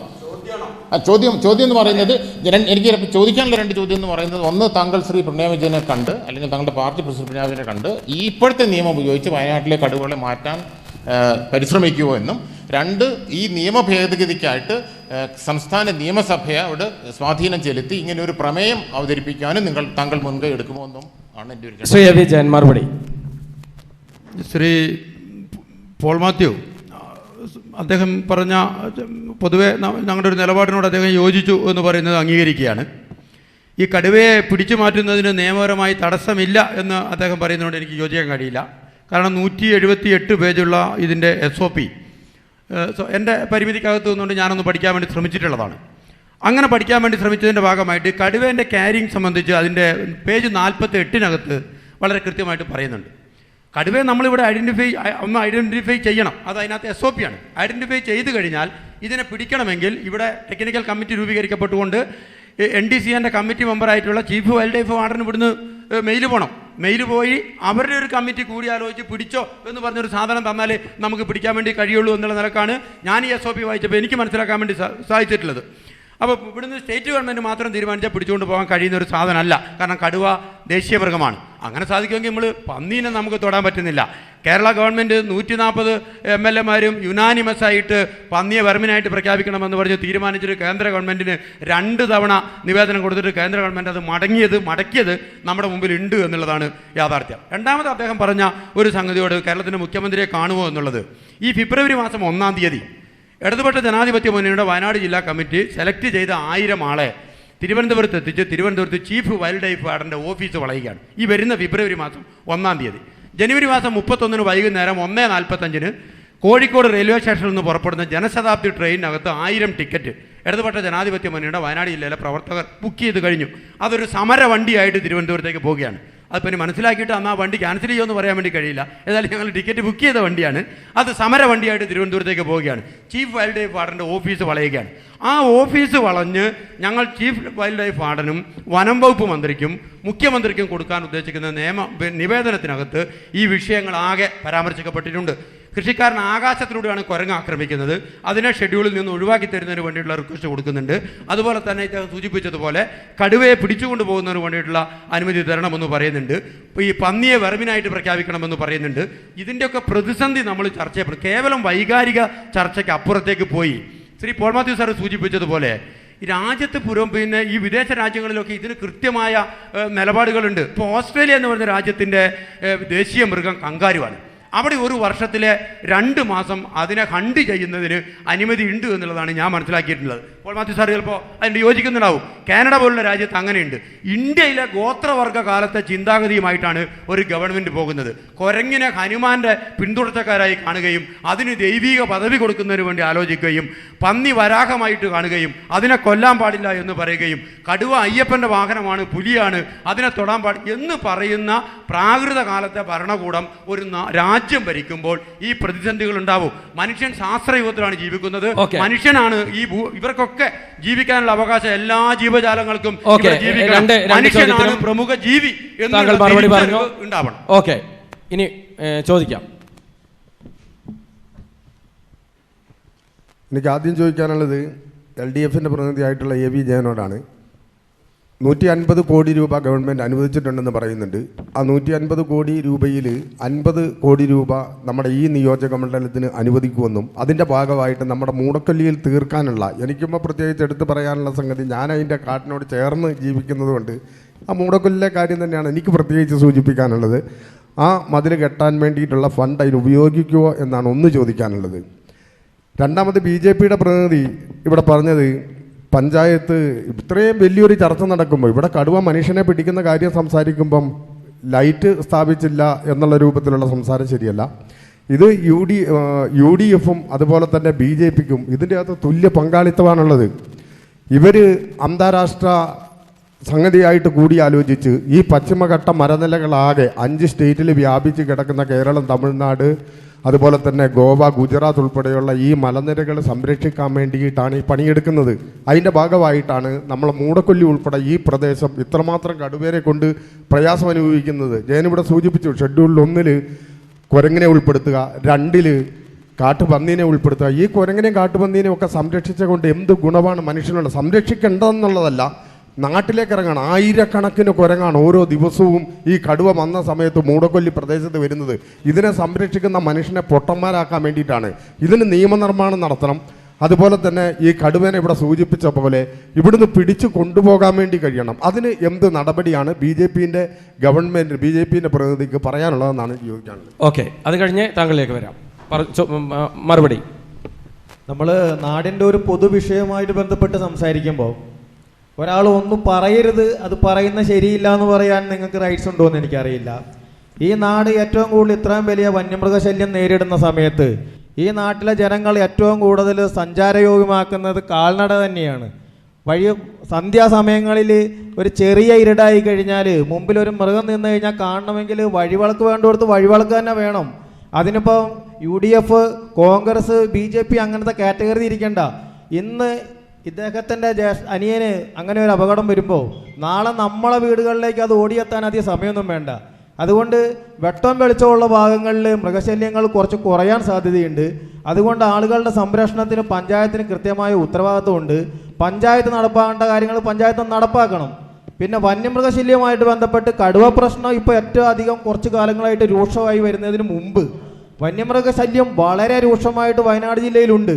ഇവിടെ ഗ്രാമസഭകൾ ചേർന്നുകൊണ്ട് ഒരു റെസൊല്യൂഷൻ പാസ്സാക്കി പഞ്ചായത്തെ കൊടുത്ത്, പഞ്ചായത്ത് ബ്ലോക്കിൽ കൊടുത്ത്, ബ്ലോക്ക് ജില്ലയിൽ കൊടുത്ത്, ജില്ല സ്റ്റേറ്റിൽ കൊടുത്ത്, അത് മുഖ്യമന്ത്രി ബന്ധപ്പെട്ട അധികാരമുകൾ മുമ്പിൽ എത്തിച്ചില്ല എങ്കിൽ ഈ നാട് എത്രയോ വലിയ ജനകീയ പ്രക്ഷോഭങ്ങൾക്ക് സാക്ഷ്യം വഹിച്ചിട്ടുണ്ട്. ഇവിടെ BJPക്ക് പറയാനുള്ളത്, ഇവിടുത്തെ സാധാരണക്കാരന് വേണ്ടിയിട്ട് BJPയെ സംരക്ഷിക്കാൻ വേണ്ടിയിട്ട് ഒരിക്കലും ഞങ്ങൾ നിലകൊള്ളൂല. ഇവിടെ ജില്ലാ പഞ്ചായത്തിൻ്റെ നേതൃത്വത്തിൽ വയനാട് ജില്ലയിൽ ഈ എല്ലാ MLAമാരും MP-യും കൂടിയിരുന്നു കൊണ്ട് ഒരു ജനകീയ മീറ്റിംഗ് വിളിച്ചു ചേർത്ത് അവിടെ ശാശ്വതമായ പരിഹാരത്തിന് വേണ്ടി ഒരു തീരുമാനമെടുത്തിട്ട് ഈ തീരുമാനം നടപ്പാക്കുവാൻ BJP ഒപ്പമുണ്ടാകണമെന്ന് പറഞ്ഞാൽ BJP 100% ഉണ്ടാകുമെന്നാണ് എനിക്ക് പറയാനുള്ളത്. ഓക്കെ, ശ്രീ ജയൻ, അദ്ദേഹത്തിനുള്ള നേരത്തെ ചോദിച്ചതിനുള്ള മറുപടി. ഒന്ന്, 150 കോടി സംസ്ഥാന ഗവൺമെൻറ് നബാർഡ് ഉപയോഗപ്പെടുത്തിയിട്ട് ഫണ്ട് വയനാട് ജില്ലയ്ക്ക് അനുവദിച്ചിട്ടുണ്ട്. പ്രിയപ്പെട്ട പ്രജീഷിൻ്റെ മരണത്തെ തുടർന്ന് അവിടെ ചേർന്ന ഒരു സർവകക്ഷി യോഗം ഉണ്ടായിരുന്നു ആ സംഭവ സ്ഥലത്തിന് തൊട്ടടുത്ത്. ആളുകൾ വൈകാരികമായി ബോഡി പോലും എടുക്കാൻ സമ്മതിക്കാതെ വന്നപ്പോഴാണ് എല്ലാവരും കൂടെ ചേർന്ന് കുറേ കാര്യങ്ങൾ എഴുതി തയ്യാറാക്കി. അതിൻ്റെ അടിസ്ഥാനത്തിൽ വയനാട് ജില്ലാ കലക്ടർ, ബഹുമാനപ്പെട്ട MLA ഉൾപ്പെടെ നമ്മളെ നിയോജകമണ്ഡലം MLA ശ്രീ IC ബാലകൃഷ്ണൻ, BJPയുടെ ജില്ലാ പ്രസിഡന്റ് ശ്രീ മധു, ഇവിടുത്തെ block panchayat member Shri EK Balakrishnan, അവിടുത്തെ ഗ്രാമപഞ്ചായത്ത് മെമ്പർ രുക്മിണി സുബ്രഹ്മണ്യൻ ഉൾപ്പെടെ അതിനകത്ത് ആളുകൾ പങ്കെടുത്തു. കലക്ടർ വിളിച്ചൊരു യോഗത്തിൽ പങ്കെടുത്ത് ആ യോഗത്തിൻ്റെ തീരുമാനപ്രകാരം ഗവൺമെൻറ്റിലേക്ക് റിക്വസ്റ്റ് പോയി. ആ റിക്വസ്റ്റിനകത്ത് ശ്രീ ബാബു ചൂണ്ടിക്കാണിച്ചതുപോലെ ഈ 3.5 കിലോമീറ്ററിൻ്റെ കൽമതിൽ പണിയണമെന്നും KSRTCയുടെ അവിടെ മുതൽ ഇങ്ങോട്ടേക്ക് പണിതിരിക്കുന്ന റെയിൽ ഫെൻസിങ്ങിൻ്റെ ഡാമേജ് പരിഹരിക്കണമെന്നും ഉള്ള നിർദ്ദേശം, അതുപോലെ ഇതിൻ്റെ കോമ്പൻസേഷൻ, ഇവരുടെ ജോലി സംബന്ധിച്ച കാര്യങ്ങൾ, കോമ്പൻസേഷൻ വർദ്ധിപ്പിക്കുന്നത് സംബന്ധിച്ച കാര്യങ്ങൾ ക്യാബിനറ്റിനെ തീരുമാനിക്കാൻ വേണ്ടി കഴിയുള്ളൂ. അങ്ങനെ ഒരു പ്രപ്പോസൽ ജില്ലാ ഭരണകൂടം വളരെ അടിയന്തരമായിട്ടും ഗവൺമെൻറ്റിലേക്ക് അയച്ചു. സ്വാഭാവികമായിട്ടും അത് നടക്കുന്ന സമയത്ത് ഗവൺമെൻറ് വലിയൊരു ഉത്തരവാദിത്തമായിട്ട് ഒരു നവകേരള യാത്ര നടന്നുകൊണ്ടിരിക്കുകയായിരുന്നു. അത് കഴിഞ്ഞ് ഗവൺമെൻറ് അത് പരിഗണിച്ചതിൻ്റെ പശ്ചാത്തലത്തിൽ വയനാട് ജില്ലയ്ക്ക് 150 കോടി രൂപ അനുവദിച്ചു. അത് 3 നിയോജകമണ്ഡലത്തിനായി 50 കോടി രൂപ വീതം വെച്ചു. ഈ നിയോജകമണ്ഡലത്തിലെ 50 കോടി രൂപ എങ്ങനെയാണ് പ്രയോഗിക്കേണ്ടത് എന്നതിനെ സംബന്ധിച്ച് താലൂക്ക് തലത്തിൽ യോഗം ചേർന്ന് തീരുമാനിച്ചു. പൂതാടി പഞ്ചായത്ത് ഭരണസമിതി അംഗങ്ങളും അതുപോലെ ബ്ലോക്ക് മെമ്പർമാർ, ഗ്രാമപഞ്ചായത്ത് മെമ്പർമാർ എല്ലാവരും കൂടി ചേർന്ന് ഇത് കൽമതിൽ പണിയുന്നതിനും ഇതിൻ്റെ മറ്റ് ഡാമേജ് പരിഹരിക്കുന്നതിനും ഈ കൽമതിലിന് മുകളിൽ ഹാങ്ങിങ് ഫെൻസിങ് ഉൾപ്പെടെ സംവിധാനം കൊണ്ടുവരുന്നതിനും തത്വത്തിൽ ധാരണയായിട്ടുണ്ട്. സ്വാഭാവികമായിട്ടും നമ്മുടെ നാട്ടിലെ നിയമം അനുസരിച്ച് അതിൻ്റെ AS, DS തുടങ്ങിയിട്ടുള്ള കാര്യങ്ങളുടെ താമസമേ ഉള്ളൂ എന്നുള്ള നിലക്കാണ് ഞാൻ മനസ്സിലാക്കുന്നത്. അത് അടിയന്തരമായിട്ട് തന്നെ പൂർത്തീകരിക്കപ്പെടുമെന്നാണ് സൂചിപ്പിക്കാനുള്ളത്. മറ്റൊന്ന് വന്നത്, ഈ ജില്ലാ പഞ്ചായത്ത് ഒരു 150 കോടി രൂപയുടെ പദ്ധതി തയ്യാറാക്കിയിട്ടുണ്ടെന്ന് പറയുന്നു. വളരെ ശ്ലാഘനീയമായ ഒരു നിർദ്ദേശമാണ് അവരുടെ ഭാഗത്തു നിന്നുണ്ടായിട്ടുള്ളത്. ഗവൺമെൻറ് മുൻകൈ എടുത്തുകൊണ്ട് വയനാട് ജില്ലയ്ക്ക് പ്രഖ്യാപിച്ച ഒരു 25 കോടിയുടെ ഒരു പദ്ധതി മാനന്തവാടി ബേഗൂർ റേഞ്ചിൽ ആരംഭിച്ചിട്ടുണ്ട്. തുടർന്ന് അതിൻ്റെ ഇങ്ങോട്ടേക്ക് വരുമെന്നാണ് നമ്മൾ മനസ്സിലാക്കുന്നത്. ഈ ജില്ലാ പഞ്ചായത്തിന് കർഷക സംഘം എന്നുള്ള നിലയ്ക്ക് ഞങ്ങൾ ഒരു 2 കൊല്ലം മുമ്പ് ജില്ലാ പഞ്ചായത്തിനോട് നിവേദനം കൊടുത്തു. വയനാട് ജില്ലാ പഞ്ചായത്തും അതുപോലെ തന്നെ മുഴുവൻ ഗ്രാമപഞ്ചായത്തുകളും മുനിസിപ്പാലിറ്റികളും 3 MLAമാർ, MP, വയനാട് സംസ്ഥാന ഗവൺമെൻറ് ഇത്രയും സംവിധാനങ്ങളെ കൂട്ടിയോജിപ്പിച്ചുകൊണ്ട് വയനാടിന് സമഗ്രമായിട്ടുള്ള ഒരു പദ്ധതി തയ്യാറാക്കണം. സമഗ്രമായിട്ടുള്ള പദ്ധതി തയ്യാറാക്കാൻ ഗ്രാമപഞ്ചായത്തുകളേക്കാൾ ബ്ലോക്ക് പഞ്ചായത്തുകളേക്കാൾ കൂടുതൽ ജില്ലാ പഞ്ചായത്തിനാണ് സാധിക്കുക. എന്തുകൊണ്ടെന്നുള്ള ചോദ്യം, വയനാട് ജില്ലേൻ്റെ ബൗണ്ടറികൾ അടയ്ക്കുന്നതിന് വേണ്ടി തയ്യാറായാൽ, ഇപ്പോൾ മീനങ്ങാടി പഞ്ചായത്തിന് വേണ്ട, മീനങ്ങാടി പഞ്ചായത്തിൻ്റെ ചുറ്റും പിന്നെ കടുവ വരാൻ വേണ്ടി പോകുന്നില്ല. ബത്തേരി നൂൽപ്പുഴ പഞ്ചായത്തിന് ചുറ്റും പുൽപ്പള്ളി പഞ്ചായത്തിൻ്റെയും മുല്ലപ്പള്ളി പഞ്ചായത്തിൻ്റെയും ബൗണ്ടറി, അതുപോലെ തന്നെ തിരുനെല്ലിയുടെ ബൗണ്ടറി ചെയ്താൽ പൂതാടി പഞ്ചായത്തിന് വേറെ എവിടെയും പ്രത്യേകമായിട്ട് ചെയ്യേണ്ടതായിട്ട് ബൗണ്ടറി സംരക്ഷിക്കേണ്ടി വരുന്നില്ല. അപ്പോൾ അത് ജില്ലാ പഞ്ചായത്തിനാണ് ആകെ ജില്ലയുടെ അഡ്മിനിസ്ട്രേഷൻ എന്നുള്ള നേതൃത്വം കൊടുക്കാൻ വേണ്ടി സാധിക്കുക. തൊഴിലുറപ്പിന് ഫണ്ടും കൂടി അതിനകത്ത് ഉപയോഗപ്പെടുത്താൻ വേണ്ടി സാധിക്കണം. അതിന് ജില്ലാ പഞ്ചായത്ത് നേതൃത്വം കൊടുക്കണം. അങ്ങനെ നേതൃത്വം കൊടുക്കുമ്പം നമ്മുടെ MP-യുടെ സാന്നിധ്യം വളരെ പ്രാധാന്യം. ഈ MP-യെ കാണുമ്പോൾ ഇവർക്ക് രോമാഞ്ചം ഉണ്ടായതുകൊണ്ട് കാര്യമില്ലല്ലോ. വയനാട് ജില്ലയിൽ എന്തെങ്കിലും നേട്ടം ഉണ്ടാവണ്ടേ? ഇപ്പോൾ അനുവദിച്ച 17 കോടി രൂപയിൽ 5 കോടി രൂപയാണ് അദ്ദേഹത്തിൻ്റെ പ്രാദേശിക വികസനത്തിന് വേണ്ടി അദ്ദേഹത്തിൻ്റെ എക്സ്പെൻഡിച്ചർ എന്ന് ഏറ്റവും പുതിയ കേന്ദ്ര ഗവൺമെൻറ് കണക്ക് പുറത്തു വന്നിട്ടുണ്ട്. അത് ഈ ബാക്കി പൈസ അദ്ദേഹത്തിന് ഈ 150 കോടിയിലേക്ക് വരവെക്കാൻ വേണ്ടി സാധിക്കുമല്ലോ. MP കൊടുക്കുന്ന ശുപാർശയാണ് വയനാട് ജില്ലയിലെ വന്യജീവി പ്രതിസന്ധി പരിഹരിക്കുന്നതിന് വേണ്ടി ജില്ലാ പഞ്ചായത്തിന് ഈ ലാപ്സാവാൻ വേണ്ടി പോകുന്ന 17 കോടി രൂപ ജില്ലാ പഞ്ചായത്തിന് കൊടുക്കുമെന്ന് MP പ്രഖ്യാപിക്കണ്ടേ? MP അത്തരം ഉത്തരവാദിത്വം കൂടി നിർവഹിക്കുള്ളത് കേന്ദ്ര വന നിയമമല്ലേ? അപ്പോൾ MP-ക്കല്ലേ കൂടുതൽ പങ്കുള്ളത്? അദ്ദേഹം ആ ഉത്തരവാദിത്വം നിർവഹിക്കണം. അദ്ദേഹം ഉത്തരവാദിത്വം നിർവഹിക്കാൻ ശ്രമിച്ചാൽ അതിന് കുറേ കൂടെ പരിഹാരം ഉണ്ടാവും. എന്തുകൊണ്ട്? അദ്ദേഹം ഒരു എലൈറ്റ് ഫാമിലി മെമ്പറാണ്. കേവലം കോൺഗ്രസ് നേതാവ് മാത്രമല്ല, ഇന്ത്യയെ സംബന്ധിച്ച് ഒരു എലൈറ്റ് ഫാമിലി മെമ്പർ എന്നുള്ള നിലക്ക് ഇന്ത്യൻ നാഷണൽ മീഡിയയും വേൾഡ് മീഡിയയും ഒക്കെ അദ്ദേഹത്തിൻ്റെ മുമ്പിൽ കിട്ടും. അദ്ദേഹത്തിന് അത് ഉപയോഗപ്പെടുത്തി, ഇന്ത്യൻ പാർലമെൻറ്റിനെ ഉപയോഗപ്പെടുത്തി, ഇവിടെ ഇതിനു മുമ്പുണ്ടായിരുന്ന സാധാ എം പിമാരിൽ നിന്ന് വ്യത്യസ്തനായ ഒരു എം പിയാണ്. ആ പവർ അദ്ദേഹം ഈ ജില്ലയിലെ ജനങ്ങൾക്ക് വേണ്ടി ഉപയോഗപ്പെടുത്തണം. അദ്ദേഹത്തിന്റെ മണ്ഡലത്തിൽ ഇത്രയും വലിയ വന്യമൃഗശല്യം രൂക്ഷമായിട്ടും അദ്ദേഹത്തിന്റെ ഭാഗത്തു നിന്ന് ഒരു കൃത്യമായ ഒരു ഇടപെടൽ ഉണ്ടായില്ല എന്നുള്ളതാണോ താങ്കളുടെ ആരോപണം? 17 കോടി രൂപയിൽ 5 കോടി മാത്രമേ എക്സ്പെൻഡിച്ചർ ആയുള്ളൂ, ബാക്കി ലാപ്സായി എന്ന് പറഞ്ഞാൽ അതിൽ കൂടുതൽ വേറൊരു തെളിവ് അദ്ദേഹത്തിന്റെ ഇടപെടലില്ല എന്ന് കാണിക്കാൻ വേണ്ടി വേണോ? ഓക്കെ, തീർച്ചയായും സിജോ വാഗേരി അതിന്റെ ഒരു മറുപടി. എം പിയുടെ നേരത്തെ മുതൽ തന്നെ CPM ഉൾപ്പെടെ ഉന്നയിച്ചു കൊണ്ടുവരുന്ന ഒരു ആരോപണമായിരുന്നു എം പിയുടെ ഒരു ഇടപെടൽ അല്ലെങ്കിൽ അദ്ദേഹത്തിന്റെ ഒരു സാന്നിധ്യം ഈ ഒരു വിഷയങ്ങളിലൊന്നും അദ്ദേഹം ശക്തമായ ഇടപെടൽ പാർലമെന്റിൽ ഉൾപ്പെടെ നടത്തുന്നില്ല എന്നുള്ള ഒരു ആരോപണം നേരത്തെ തന്നെ LDF ഉന്നയിക്കുന്ന ഒരു കാര്യം കൂടിയാണ്. അതേ ആരോപണം തന്നെയാണ് അദ്ദേഹം ഇപ്പോഴും ഉന്നയിച്ചിരിക്കുന്നത്. അതിനുള്ളൊരു മറുപടി ഇവിടെ LDFന്റെ പ്രതിനിധി പറയുന്നത് കേട്ടാൽ തോന്നും വയനാട് ജില്ലയ്ക്ക് വേണ്ടി, വയനാട് നിയോജക മണ്ഡലത്തിൽ അല്ലെങ്കിൽ പാർലമെൻറ്റ് മണ്ഡലത്തിന് വേണ്ടി MP ഒന്നും ചെയ്തില്ല. ഞാൻ ചോദിക്കട്ടെ, MP-മാരിൽ അവരുടെ വിഹിതം ഏറ്റവും കൂടുതൽ ചെലവഴിച്ച കേരളത്തിലെ 2ാമത്തെ MP ആണ് ശ്രീ രാഹുൽ ഗാന്ധി. അത് കേന്ദ്ര ഗവൺമെൻറ്റിൻ്റെ സൈറ്റിൽ പോയി സെർച്ച് ചെയ്താൽ നിങ്ങൾക്ക് മനസ്സിലാക്കാൻ സാധിക്കും. പിന്നെ ഇവിടെ ജില്ലാ പഞ്ചായത്തിൻ്റെ ഒരു കാര്യം പറഞ്ഞു. കേരളത്തിലെ 14 ജില്ലകളിൽ ഇത്തരത്തിലുള്ള ഒരു മാസ്റ്റർ പ്ലാൻ തയ്യാറാക്കിയ പദ്ധതി കൊണ്ടുവന്ന് നബാർഡിന് സമർപ്പിച്ചാൽ അങ്ങനെ ഒരു മുൻകൈയെടുത്ത പഞ്ചായത്തിനെ എന്തായാലും അഭിനന്ദിച്ചതിൽ UDF LDFനോട് നന്ദി രേഖപ്പെടുത്തി ഈ അവസരത്തിൽ. കാരണം 14 ജില്ലയിലും ജില്ലാ പഞ്ചായത്ത് ചെയ്യാത്ത ഒരു പദ്ധതിയാണ്, ഇതുവരെ ചെയ്യാത്തൊരു പദ്ധതിയാണ് വയനാട് ജില്ലാ പഞ്ചായത്ത് ഈ പ്രാവശ്യം ഈ കാടും നാടും വേർതിരിച്ച് ചെയ്യുന്നതിന് വേണ്ടിയിട്ട് ജില്ലാ പഞ്ചായത്ത് നേതൃത്വം എടുത്തിരിക്കുന്നത്. ഈ ഫണ്ടിനെ സംബന്ധിച്ച് MPയെ സംബന്ധിച്ച് പറയുമ്പോൾ കേവലം MP എല്ലാ വിഷയങ്ങളിലും ശക്തമായ നിലപാട് സ്വീകരിക്കുന്നതുകൊണ്ടാണ് 4 മാസത്തോളം ഒരുപക്ഷെ ആ MPയെ അയോഗ്യനാക്കാന നടപടി പോലും കേന്ദ്രം ഭരിക്കുന്ന പാർട്ടി BJP സ്വീകരിച്ചത്. ഇത് ഇന്ത്യയിലെ മുഴുവൻ ജനങ്ങൾക്കും കൃത്യമായി അറിയുന്നൊരു കാര്യമാണ്. 4 മാസമാണ് അദ്ദേഹം അയോഗ്യനാക്കി നിന്ന് തിരിച്ച് കോടതിയുടെ വിധി വന്നതോടുകൂടി അദ്ദേഹം തിരിച്ച് MP സ്ഥാനം തിരികെ കിട്ടി. ഈ കാലയളവിൽ ഉൾപ്പെടെ നിരവധി തവണ കേന്ദ്ര പരിസ്ഥിതി മന്ത്രാലയത്തോടും ഒപ്പം ഇന്ത്യയുടെ ശ്രീകോവിലം എന്നറിയപ്പെടുന്നത് ജനാധിപത്യ രാജ്യമായതുകൊണ്ട് ജനാധിപത്യ രാജ്യത്തിൽ പ്രതിഷേധിക്കാനും അവരുടെ അഭിപ്രായം രേഖപ്പെടുത്താനും സ്വാഭാവികമായും കേവലം ഒരു ഭരണപക്ഷത്തില്ലാത്ത കേവലം ഒരു MP ആണ് രാഹുൽ ഗാന്ധി. ആ രാഹുൽ ഗാന്ധി ഈ വിഷയം നിരന്തരമായി ഇന്ത്യയുടെ പാർലമെൻറ്റിൽ ഉന്നയിച്ചു, കൃത്യമായി ഉന്നയിച്ചിട്ടുണ്ട്. കേന്ദ്ര ഗവൺമെൻറ്റിൻ്റെ സൈറ്റിൽ സെർച്ച് ചെയ്താൽ BJPയുടെ പ്രതിനിധിക്ക് ഉൾപ്പെടെ കാണാൻ സാധിക്കും. പക്ഷേ എങ്കിൽ പോലും ഈ പറയുന്ന കാര്യങ്ങൾക്ക് കൃത്യമായ ഒരു മറുപടി നൽകാൻ കേന്ദ്ര ഗവൺമെൻറ് തയ്യാറായിട്ടില്ല. ഒപ്പം ഒരു കാര്യം ബഹുമാനപ്പെട്ട BJPയുടെയും LDFൻ്റെയും പ്രതിയോട് ചോദിക്കാനുണ്ട്. ഞാൻ ചോദിക്കട്ടെ, BJPയുടെ ജില്ലാ പ്രസിഡന്റ് പ്രതിദാനം ചെയ്യുന്ന വാർഡാണ് മൂടക്കൊല്ലി, നമ്മുടെ ഈ പ്രദേശം.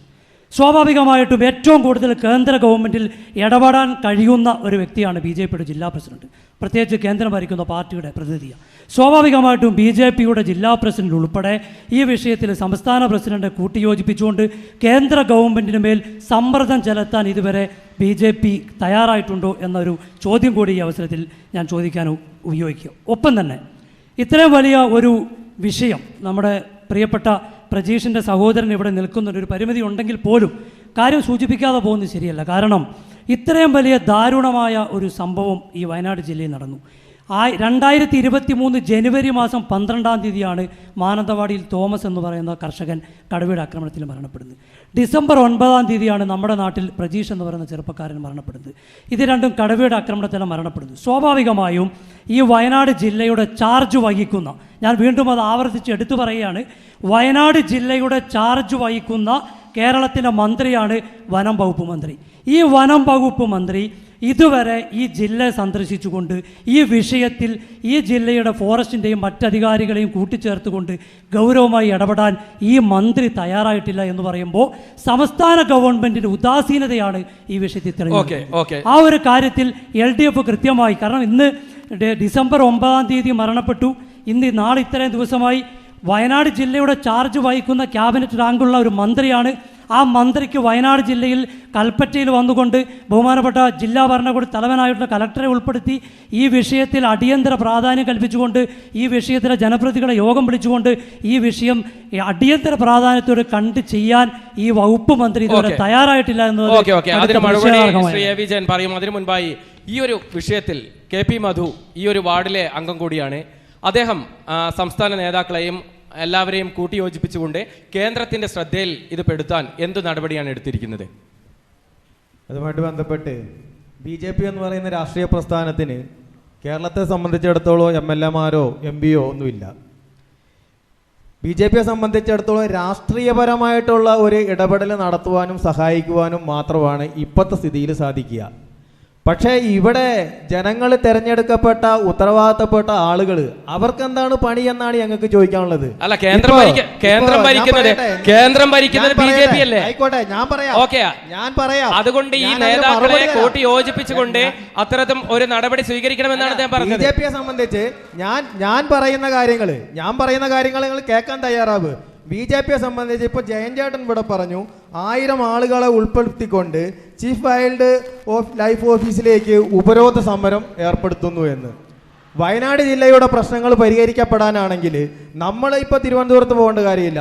വയനാട്ടിലെ മുഴുവൻ ജനങ്ങളെ ഏകോപിപ്പിച്ചുകൊണ്ട് വയനാട്ടിൽ വലിയ സ്തംഭനങ്ങൾക്ക് നേതൃത്വം കൊടുത്തുകൊണ്ട് ഇവിടുത്തെ പ്രശ്നങ്ങൾ പരിഹരിക്കപ്പെടണം. ഇവിടെ അങ്ങോട്ടും ഇങ്ങോട്ടും പഴിചാരിക്കൊണ്ട് മുഖം രക്ഷിക്കുന്ന നിലപാടുകളിലേക്ക് മുമ്പോട്ട് പോകുന്നതിന് BJP-ക്ക് അഭിപ്രായമില്ല. BJP-യുടെ BJP-യുടെ ജില്ലയുടെ പ്രസിഡന്റ് പിന്നെ വാഗേരിക്കാരനാണ്, മൂടക്കൊല്ലിക്കാരനാണെന്നും പറഞ്ഞിട്ട് അതിനുവേണ്ടി മാത്രമായിട്ട് പ്രത്യേക ഒരു നിയമമൊന്നും കൊണ്ടുവരാൻ സാധിക്കില്ല. ഇവിടെ എല്ലാവരും ചോദിച്ചത് ഏറ്റവും കൂടുതൽ രൂക്ഷമായ വന്യമൃഗശല്യം ഈ വാഗേരി മൂടക്കൊല്ലി പ്രദേശങ്ങളിലാണ്. അവിടെയാണ് BJP-യുടെ ജില്ലാ അധ്യക്ഷൻ താമസിക്കുന്നത്. അപ്പൊ എന്തുകൊണ്ട് അദ്ദേഹത്തിന്റെ വാർഡിലുള്ള ഒരു സംഭവം വളരെ സീരിയസ് ആയിക്കൊണ്ട്, പ്രത്യേകിച്ച് ചെറിയൊരു സംഭവം കൂടിയല്ല, ഒരു ക്ഷീര കർഷകനെ നമ്മളെ എല്ലാവരെയും വേദനിപ്പിച്ച ഒരു സംഭവം കൂടിയാണ്. അത്തരത്തിലുള്ള ഒരാൾക്ക് ജീവൻ നഷ്ടമായിട്ട് പോലും അദ്ദേഹം എന്തുകൊണ്ട് ഇക്കാര്യത്തിന്റെ ഗൗരവം കേന്ദ്രത്തിന്റെ ശ്രദ്ധയിൽപ്പെടുത്തുന്നില്ല എന്നാണ് അദ്ദേഹം ചോദിച്ചത്. അല്ല, BJP-യെ സംബന്ധിച്ച് നമുക്ക് പറയാനുള്ള കാര്യം ഞാൻ പറഞ്ഞു. രാഷ്ട്രീയപരമായിട്ട് BJP-ക്ക് ഇത്തരം കാര്യങ്ങളിൽ ശ്രദ്ധപ്പെടുത്തുവാൻ സാധിക്കും. പക്ഷേ ഈ സംസ്ഥാനം സംബന്ധിച്ച് ഇവിടെ കക്ഷി രാഷ്ട്രീയത്തിന് അതീതമായിട്ട്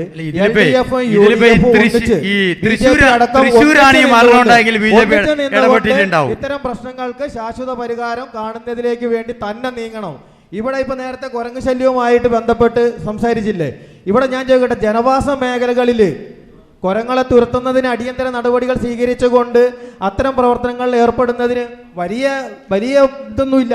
പക്ഷെ അതിനുപോലും ആരും തയ്യാറാകാത്ത ഒരു സാഹചര്യത്തിലാണ് നമ്മളെ നാട് മുമ്പോട്ട് പോയിക്കൊണ്ടിരിക്കുന്നത്. വ്യക്തമാണ് താങ്കളുടെ കാര്യം. ഞാൻ താങ്കളിലേക്ക് തരാം. മജീഷ് കുറെ നേരമായി നിൽക്കുന്നു. ഒരു മിനിറ്റ് മജീഷ്, ഈ ഒരു വിഷയത്തിന് ശേഷം, ഇത്തരത്തിലുള്ളൊരു കടുവയുടെ ആക്രമണത്തിന് ശേഷം സർക്കാർ നിങ്ങൾക്ക് ഒരുപാട് വാഗ്ദാനങ്ങൾ നൽകിയിരുന്നു, ജില്ലാ ഭരണകൂടം ഉൾപ്പെടെ.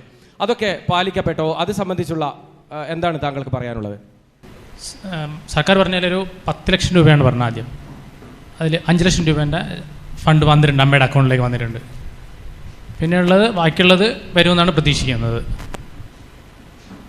ഓക്കെ, പ്രധാനമായും പറഞ്ഞതിൽ 10 ലക്ഷത്തിൽ 5 ലക്ഷം രൂപ അക്കൗണ്ടിൽ വന്നു, 5 ലക്ഷം രൂപ കൂടെ വരും എന്നുള്ള അറിയിപ്പാണ് കിട്ടിയിരിക്കുന്നത്.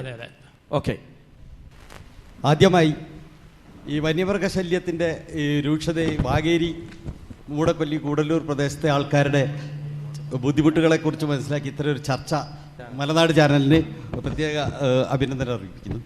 പിന്നെ എനിക്ക് പറയാനുള്ളത്, ഇവിടെ വിവിധ രാഷ്ട്രീയ കക്ഷി നേതാക്കന്മാരും മറ്റുള്ളവരും വളരെ കാര്യമായി തന്നെ ചർച്ചയിൽ പങ്കെടുക്കുന്നുണ്ട്. ഒരു മൂടക്കൊല്ലി നിവാസി എന്ന നിലയിൽ എനിക്ക് വളരെ സന്തോഷമുണ്ട്. ഇപ്പോൾ രാഷ്ട്രീയ വ്യത്യാസത്തിനുപരിയായി എല്ലാവരും സംഘടിതമായി ഈ ശാശ്വതമായ ഒരു പരിഹാരത്തിന് വേണ്ടി ഈയിടെയായിട്ട് മുന്നോട്ട് വരാനുള്ള ഒരു പ്ലാറ്റ്ഫോം നമ്മുടെ സഹോദരൻ്റെ രക്തസാക്ഷിത്വം കൊണ്ട് വന്നു എന്നുള്ളത്, എല്ലാവരും ഒറ്റക്കെട്ടായി നിന്ന് മുന്നോട്ട് നീങ്ങുന്നു എന്നുള്ളത് വളരെ ശ്ലാഘനീയമാണ്. എനിക്ക് ഭരിക്കുന്ന കക്ഷിയോട് ഒരു നിർദ്ദേശം പറയാനുള്ളത്, ഇത്തരം വിഷയങ്ങളൊക്കെ വരുമ്പോൾ, വൈകാരികമായി ജനങ്ങളെ ബാധിക്കുന്ന വിഷയങ്ങൾ വരുമ്പോൾ ഉദ്യോഗസ്ഥന്മാരുടെ നിലപാട് വളരെ പ്രസക്തമാണ്.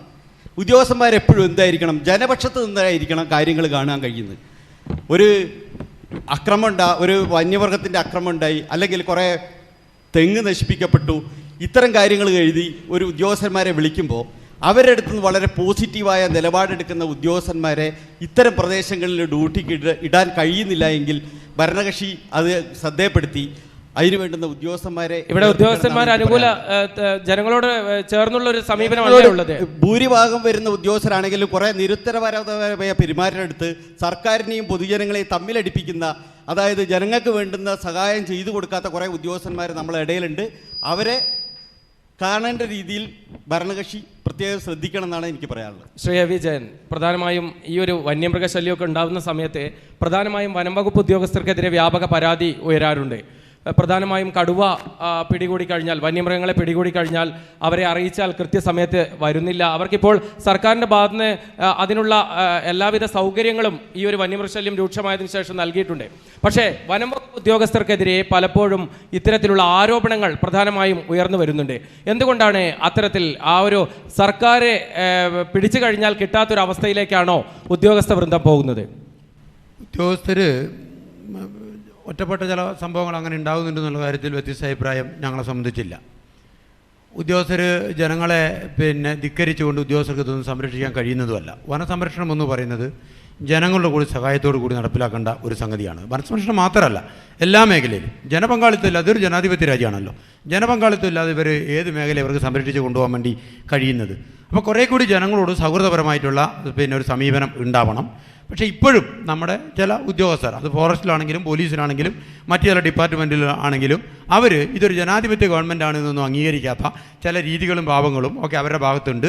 അത് തിരുത്തപ്പെടേണ്ടത് തന്നെയാണ് എന്നുള്ളതാണ് നമ്മുടെ അഭിപ്രായം. പ്രധാനമായും ഉയർന്നു വന്ന ഒരു ആരോപണം എന്നുള്ളത്, വനം മന്ത്രി വയനാട് സന്ദർശിച്ചില്ല, അല്ലെങ്കിൽ ഇത്രയും വലിയൊരു സംഭവം ഉണ്ടായിട്ടും വനം മന്ത്രിയുടെ ഒരു പ്രസൻസ് ഇവിടെ ഉണ്ടായില്ല എന്നുള്ളൊരു ആരോപണം തുടക്കം മുതൽ തന്നെ ഉയർന്നു വരുന്നുണ്ട്. അതേക്കുറിച്ച് നമുക്കറിയാം, ഘടകകക്ഷിയായ LDF-ലെ NCP ആണ് വനം വകുപ്പ് കൈയാളുന്നത്.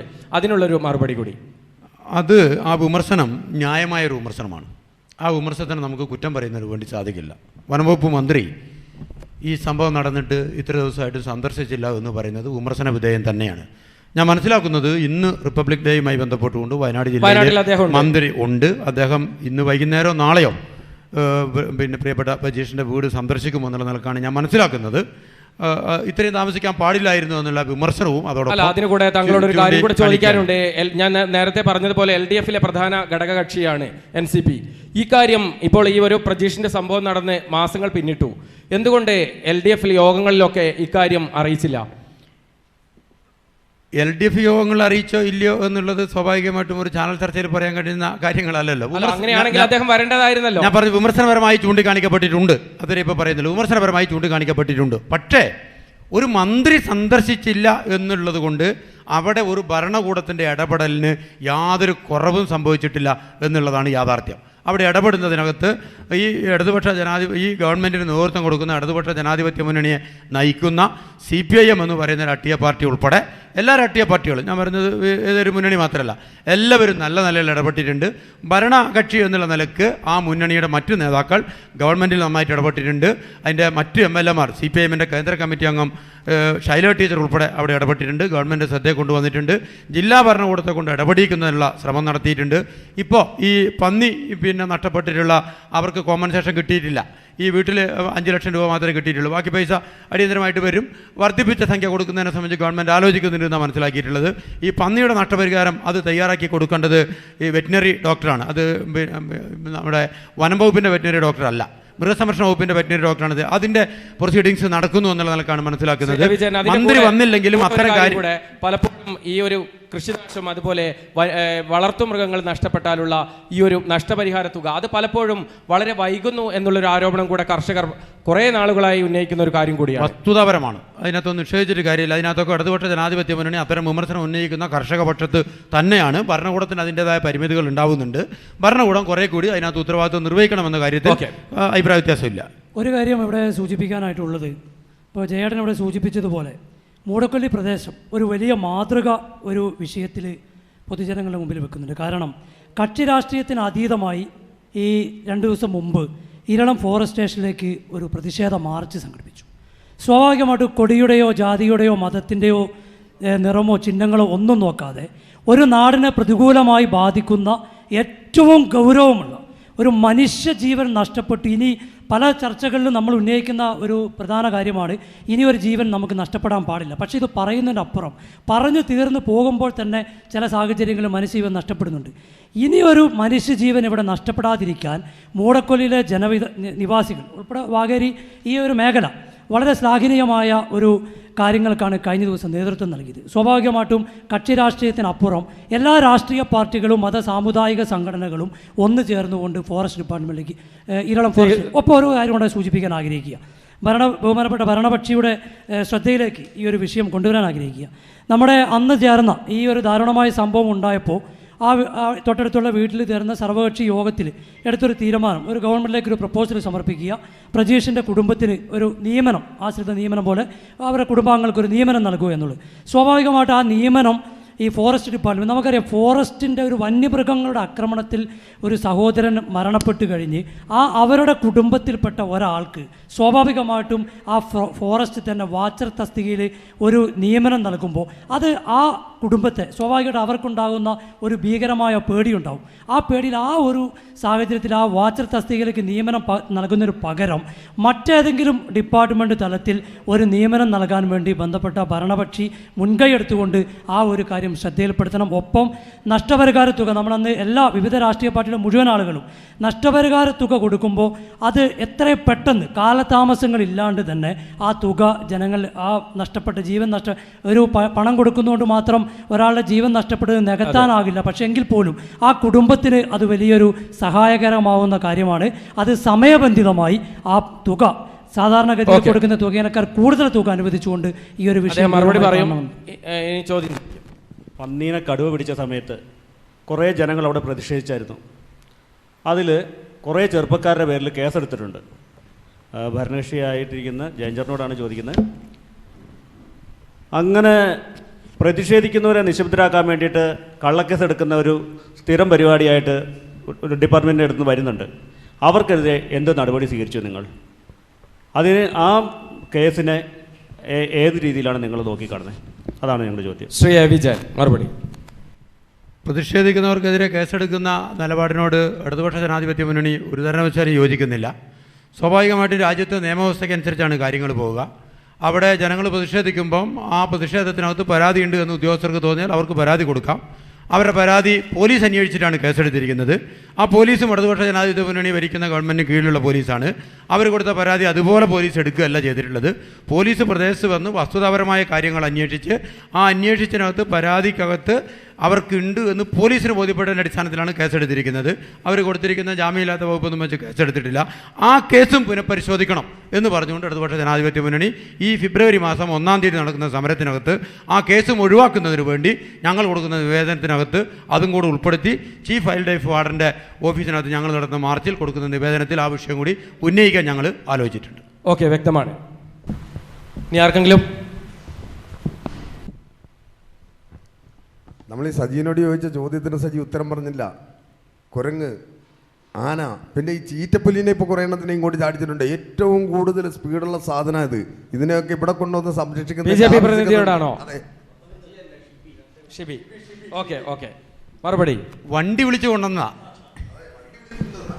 ഞാൻ ഇതുമായിട്ട് ബന്ധപ്പെട്ട് ഞാൻ നേരത്തെ തന്നെ പറഞ്ഞല്ലോ, നമ്മൾ ഇതിനകത്ത് പരസ്പരം അങ്ങോട്ടും ഇങ്ങോട്ടും ഒരു കുറ്റപ്പെടുത്തലിന് പകരം വയനാട് ജില്ലയിൽ വളരെ ശാശ്വതമായ രീതിയിൽ ഈ ഒരു സംവിധാനം അവസാനിക്കണമെങ്കിൽ ഇവിടെ ഈ നമ്മൾ നേരത്തെ ഞാൻ തുടക്കത്തിൽ സൂചിപ്പിച്ചതുപോലെ ഒരു സുവോളജി പാർക്ക് അടക്കമുള്ള അതേപോലെ ഒരു സംവിധാനത്തിലേക്ക്, ഒരു ചർച്ചയിലേക്ക് ഈ നാട് നീങ്ങുകയാണെങ്കിൽ ഒരു പരിധി വരെ നമുക്ക് വരും കാലങ്ങളിൽ ഈ വന്യമൃഗശല്യത്തിന് ശാശ്വതമായ ഒരു പരിഹാരം കണ്ടെത്താൻ കഴിയുമെന്ന് മാത്രമാണ് എനിക്ക് ഇതിനകത്ത് പറയാനുള്ളത്.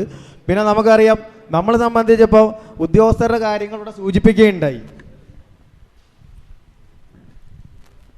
ഉദ്യോഗസ്ഥർ ഇപ്പോൾ ഫോറസ്റ്റ് ഡിപ്പാർട്ട്മെൻറ്റുമായി ബന്ധപ്പെട്ടിട്ട് ജനകീയ പ്രക്ഷോഭങ്ങൾ ഉണ്ടാകുമ്പോൾ ഇവിടെ സിജോ സൂചിപ്പിച്ചതുപോലെ ആളുകളുടെ പേരിൽ കേസെടുത്തുകൊണ്ട് ഒരിക്കലും തീരാത്ത രീതിയിൽ അവരെ നടത്തി ജനത്തിനെ മടുപ്പിക്കുന്ന ഒരവസ്ഥയിലാണ് നമ്മളുടെ ഫോറസ്റ്റ് ഡിപ്പാർട്ട്മെൻറ്റ് മുമ്പോട്ട് പോയിക്കൊണ്ടിരിക്കുന്നത്. ഇത് ശരിക്കും ഇവിടുത്തെ ജനകീയ പ്രക്ഷോഭത്തെ ഇതേപോലെ ഉള്ള കേസിൽ പെടുത്തുന്ന സമയത്ത് ഇവിടുത്തെ ഭരണകക്ഷിയുടെ കൃത്യമായ ഇടപെടലുണ്ട് എങ്കിൽ ആളുകളുടെ വികാരങ്ങൾ മനസ്സിലാക്കിക്കൊണ്ട് അവർക്കെതിരെയുള്ള അത്രയും വലിയ കേസുകൾ ഇല്ലാതാക്കണമെന്നൊരു നിലപാടെടുക്കുവാൻ ഭരണകക്ഷികൾ ഇവിടെ സാധിക്കുന്നില്ല എന്നുള്ളത് വലിയൊരു പോരായ്മയായിട്ട് ഞാൻ ചൂണ്ടിക്കാണാൻ ഉദ്ദേശിക്കുകയാണ്. നമ്മളെ സംബന്ധിച്ചിടത്തോളം ഇവിടെ സൂചിപ്പിച്ചതുപോലെ ഒരാൾക്ക് ഒരു അപകടം പറ്റിക്കഴിഞ്ഞിട്ട് ഒരു നഷ്ടപരിഹാരത്തിലേക്ക് പോകുന്നതിന് മുമ്പ് ആ ആൾക്കൊരു അപകടം പറ്റാത്ത ഇരിക്കാനുള്ള രീതിയിൽ എന്തൊക്കെ മുൻകരുതലുകൾ ഇനി നമുക്ക് ഇന്നു മുതൽ ഈ നിമിഷം വരെ അങ്ങോട്ട് എടുക്കുവാൻ കഴിയുമെന്നതിനെക്കുറിച്ച് ചിന്തിക്കണമെന്നാണ് സൂചിപ്പിക്കാനുള്ളത്. അത്തരം കാര്യങ്ങളിൽ ഏത് രീതിയിലും അതിനൊപ്പം നിൽക്കുവാനും അത് നടപ്പാക്കുന്നതിന് വേണ്ടിയുള്ള എല്ലാ സഹായങ്ങൾ ചെയ്യുവാനും BJP തയ്യാറായിരിക്കും എന്ന് മാത്രമാണ് എനിക്ക് ഇതുമായി ബന്ധപ്പെട്ട് സൂചിപ്പിക്കാനുള്ളത്. എനിക്ക് സംസാരിക്കാനുള്ളത് പൊതുവായിട്ടുള്ളൊരു കാര്യമാണ് സംസാരിക്കാനുള്ളത്. നമ്മൾ ചെണ്ട എന്ന മദ്ദളത്തോടും മദ്ദളം ചെന്ന ചെണ്ടയോടും സംസാരിക്കുന്നുണ്ട്. കസ്തൂരി രംഗൻ വിഷയം കേരള നിയമസഭയിൽ കൊണ്ടുവന്നപ്പോൾ ഒരൊറ്റ MLA-മാരും അതിനെ എതിർത്തിട്ടില്ല. ഇന്ത്യൻ പാർലമെൻറ്റിൽ നമ്മുടെ വനം പരിസ്ഥിതിൻ്റെ നമ്മുടെ കേരളത്തിലെ ഒരു അംഗമായിരുന്നു PT തോമസ്. ആ PT തോമസ് മാത്രമാണ് ഇത് ജനങ്ങൾക്ക് വരാനിരിക്കുന്ന ഇടുത്തിയാണ് തലയിൽ വരാനിരിക്കുന്നത് എന്ന് പറഞ്ഞ ഒരു ജനപ്രതി ഉണ്ടായിരുന്നെങ്കിൽ അത് PT തോമസ് മാത്രമാണ്. അദ്ദേഹത്തിന് കേരളത്തിൽ എന്താണ് കാണിച്ചതെന്നുള്ളത് നമ്മളെല്ലാം കണ്ടതുമാണ്. എനിക്ക് പറയാനുള്ളത്, വയനാട് ജില്ലയിൽ പ്രത്യേകിച്ച് മൂടക്കൊല്ലി ഏരിയയിൽ ഈ പൂതാടി പഞ്ചായത്തിനോടനുബന്ധിച്ചിരിക്കുന്ന 3 പഞ്ചായത്തുകളിൽ വന്യമൃഗശല്യങ്ങൾ ഈ പ്രദേശത്തിൽ വരുമ്പോൾ ഈ വിഷയത്തിന് രാഷ്ട്രീയ പാർട്ടിക്കാർക്കോ ജനപ്രതികൾക്കോ ഉദ്യോഗസ്ഥന്മാർക്കോ നിയമ തടസ്സം മൂലം ഒന്നും ജനങ്ങൾക്ക് ചെയ്യാനില്ലെങ്കിൽ പാർലമെൻറ്റ് ഇലക്ഷൻ ഏപ്രിലിൽ ഇപ്പം പ്രഖ്യാപിച്ചെന്നാണ് അറിയുന്നത്.